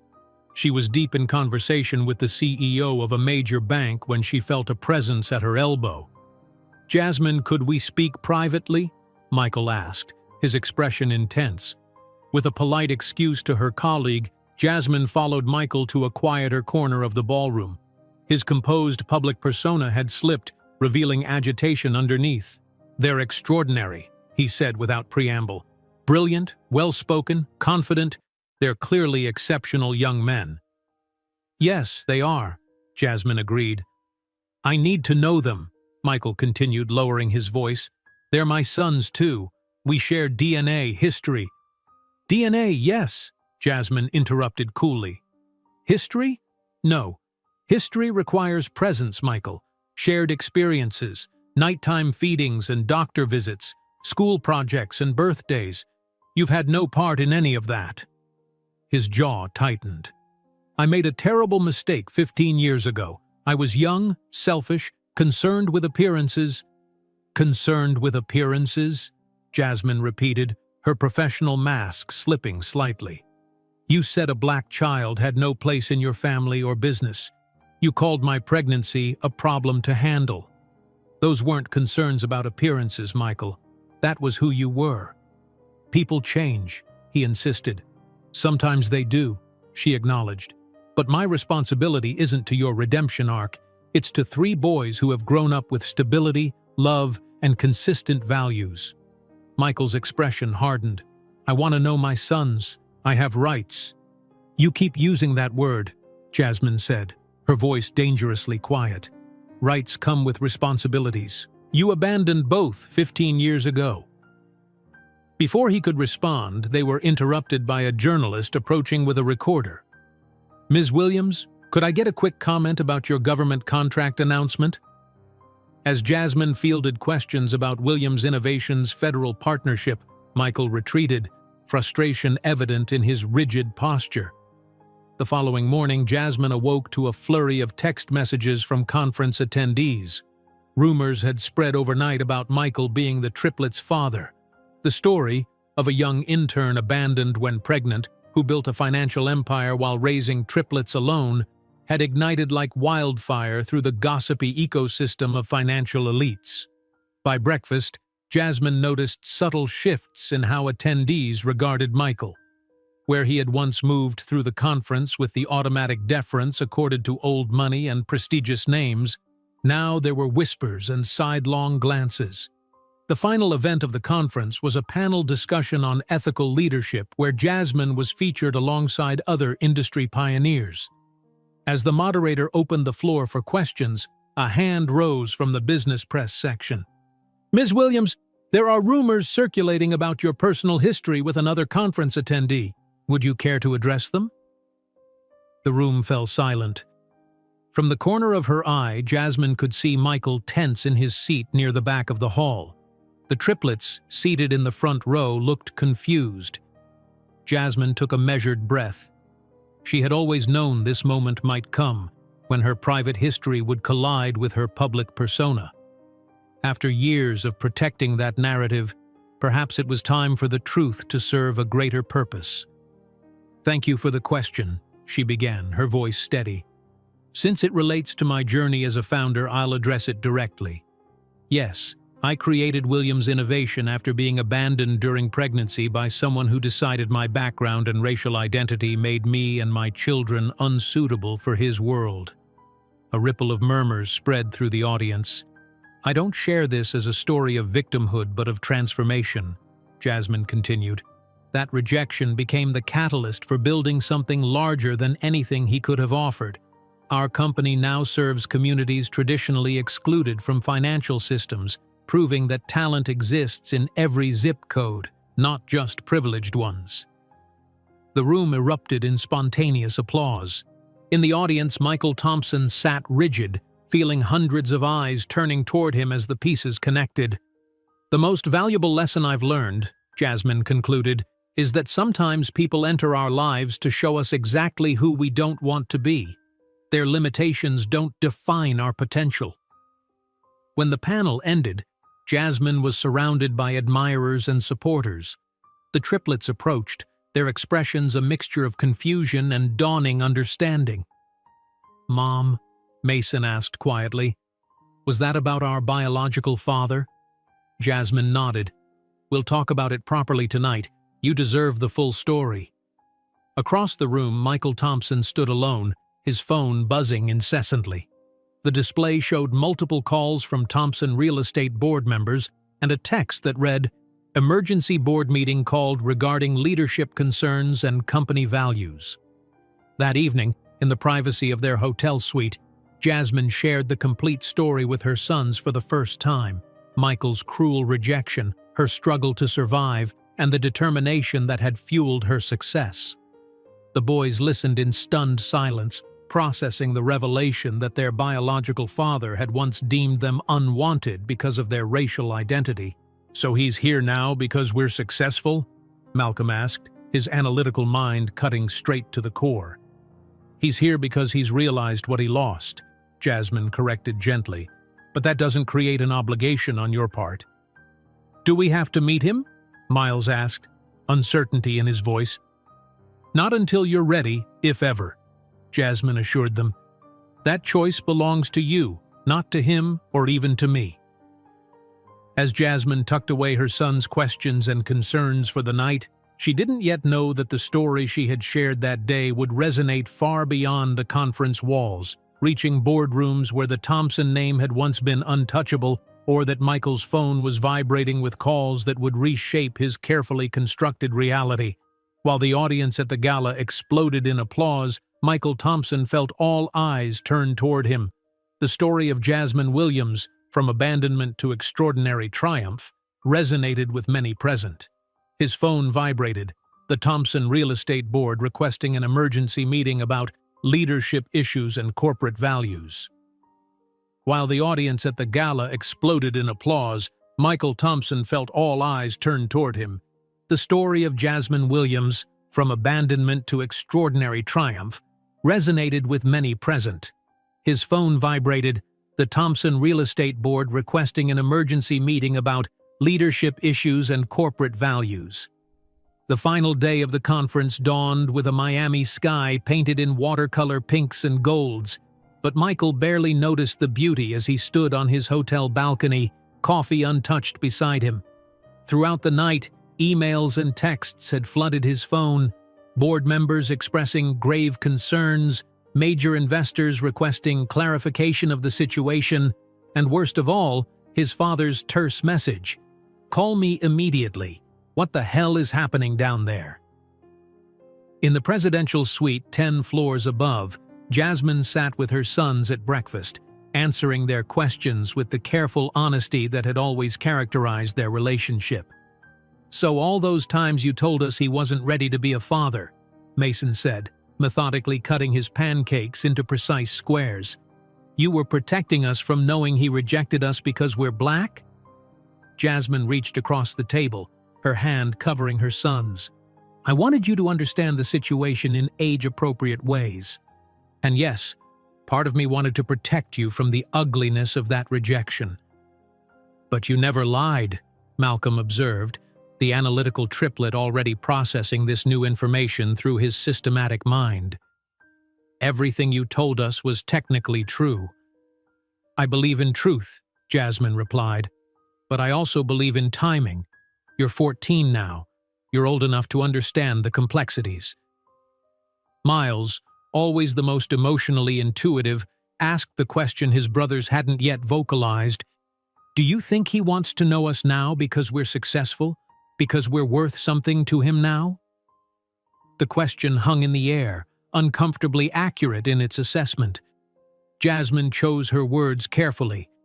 "I think people sometimes realize what they've lost only when they see it thriving without them." In the event hall downstairs, preparations for the final award ceremony were underway. the conference would conclude with the presentation of the Financial Innovation Leader of the Year award, for which Jasmine was the widely rumored recipient. Her keynote address had been the most discussed session of the conference, but now her personal story had eclipsed even her professional achievements in the whispered conversations throughout the venue. Michael entered the nearly empty hall, seeking a moment of quiet to compose himself before facing the industry peers who now looked at him with new eyes. Instead, he found the event coordinator reviewing the stage setup. "Mr. Thompson," she said, her tone noticeably cooler than during their previous interactions. "I wasn't expecting you so early. Just wanted to check the arrangements," he replied lamely, acutely aware of the changed dynamic. Yesterday, he had been Michael Thompson, heir to a real estate dynasty. Today, he was the man who had abandoned Jasmine Williams and their unborn children because of their race. His phone vibrated again, another board member expressing disappointment and concern about brand values. The Thompson Real Estate logo was emblazoned on conference materials throughout the venue, their sponsorship now an ironic backdrop to the unfolding drama. 2 hours later, the award ceremony began. Michael sat near the back, noticing how colleagues who had eagerly sought his attention earlier now found reasons to choose seats elsewhere. On stage, the conference chair spoke glowingly about innovation and leadership before announcing the inevitable. The Financial Innovation Leader of the Year award goes to Jasmine Williams. The room erupted in thunderous applause as Jasmine ascended the steps to the stage, radiant in a deep blue designer dress that contrasted elegantly with her complexion. The triplets, seated in the front row, beamed with pride. "Thank you," she began, her voice steady and clear. "When I started Williams Innovation, it wasn't with the goal of disrupting an industry. It was with the necessity of creating opportunity where others saw only risk." As she continued her acceptance speech, Michael couldn't help but compare the poised, powerful woman on stage with the frightened young intern he had discarded 15 years ago. The transformation was more than success. It was a complete reinvention, a phoenix rising from the ashes of the life he had tried to destroy. "I accept this award on behalf of my team, our clients, and my 3 sons," Jasmine concluded, "who have taught me that our greatest innovations often come from our deepest challenges." The standing ovation lasted nearly a minute. As the ceremony concluded and attendees moved toward the farewell reception, Michael noticed Malcolm, the quietest triplet, standing alone near a display of industry innovations. Without thinking through the consequences, he approached. "That's an interesting exhibit," Michael said, gesturing toward the Financial Inclusion Technology Showcase. "The biometric authentication system could revolutionize access for unbanked populations." Malcolm turned, his green eyes, Michael's eyes, studying him with unnerving intensity. "The processing speed needs improvement for rural implementation, but the concept is sound," he replied with the confidence of someone far beyond his 14 years. "You seem to know a lot about financial technology," Michael offered, his heart racing at this first real conversation with one of his sons. "My brothers and I grew up with it," Malcolm shrugged. "Mom always included us in her work. We've been beta testing Williams systems since we were old enough to use tablets." Michael nodded, struggling for words that wouldn't sound hollow. "Your mother seems incredible," he finally managed. "She is the best," Malcolm responded simply. "Built everything herself while raising us." The unspoken comparison hung in the air between them. Michael hesitated, then asked the question burning inside him. "Did you ever feel like you were missing something? Growing up without a father?" Malcolm considered this with a thoughtfulness unusual for his age. "Why would we? We have our mom, our grandparents, uncles, and a whole bunch of mentors. Our family is perfect just how it is." Before Michael could respond, Jasmine appeared, having noticed the interaction from across the room. Her face remained professionally composed, but her eyes held a warning. "Malcolm, your brothers are looking for you," she said, placing a protective hand on her son's shoulder. As Malcolm walked away, Michael tried once more. "Jasmine, please, They deserve to know who their father is." "They know everything they need to know," she replied evenly. "That he wasn't ready to be a father, and that was the best thing for everyone." "That's not fair," Michael protested, his frustration breaking through. "I can give them my name, an inheritance, connections. They already have a respected name." "Williams," Jasmine cut in, her voice low but firm. "The legacy I've built is worth more than yours. And as for connections, they're the sons of the founder of Williams Innovation. Their doors are already open." The finality in her tone left no room for argument. As she walked away to rejoin her sons, Michael stood alone, the weight of 15 years of absence suddenly unbearable. That evening, unable to face another industry event where he would be the subject of whispers and judgment, Michael drove to Jasmine's hotel. With flowers and expensive gifts for the boys, hastily purchased from the hotel's luxury boutique, he asked the concierge to call up to her suite. To his surprise, she agreed to meet him in the private garden terrace. When she appeared, she had changed from her formal attire into a simple yet elegant white jumpsuit, her natural confidence more intimidating than any power suit. 15 years late and many millions short," she remarked, eyeing the elaborate flower arrangement and gift boxes. "Is this revenge, then?" he asked bitterly. "No, Michael," she responded, her voice calm. "Revenge would have been going after you when you fired me while I was pregnant or when I needed to work 3 jobs to survive. This is simply life. You made your choice, and I made mine." "At least tell them," he pleaded. "Let me know them." Jasmine considered him for a long moment. "When they turn 18, I will tell them the complete truth, and it will be their decision whether they want to know you. Until then, respect the space of the family you decided not to be part of." Her terms were clear and non-negotiable. Michael recognized the same determination that had built a financial empire from nothing, a will that would not bend to his desires now, just as it had refused to break under his rejection years ago. On the final night of the conference, during the farewell gala dinner, whispers about Michael being the father of Jasmine's sons had evolved into open discussion. Executives who had once courted his favor now regarded him with barely concealed disapproval. The story had spread beyond the conference walls, reaching financial news sites and social media. At the center table, Jasmine received the conference's final honor. As she took the stage once more, she decided to address the rumors directly. "Yes, I raised my sons alone after their father decided we weren't suitable for his world," she stated, her voice carrying through the hushed ballroom. That rejection became the catalyst for building something greater than anything he could have offered. "I don't share this as a story of revenge, but of transformation. Some people enter our lives to show us exactly who we don't want to be." The room exploded in applause. Michael, seated at a far table, felt every gaze turned toward him. The story of Jasmine Williams, from abandonment to extraordinary triumph, resonated with many present, particularly women and people of color who had faced their own barriers in the financial industry. His phone vibrated yet again. A message from the Thompson Real Estate Board secretary requesting his immediate availability for an emergency meeting regarding leadership issues and alignment with corporate values. The family dynasty he had inherited, built on old money and older prejudices, was now questioning his position because of the very values it had instilled in him. Weeks later, back in New York, Jasmine received a thick envelope delivered by courier to her Soho penthouse. Inside were legal documents in which Michael formally renounced any claim to paternity, along with a handwritten letter. "You were right. I don't deserve to call them my sons after what I did. I built my life on empty values, while you built an empire on real principles.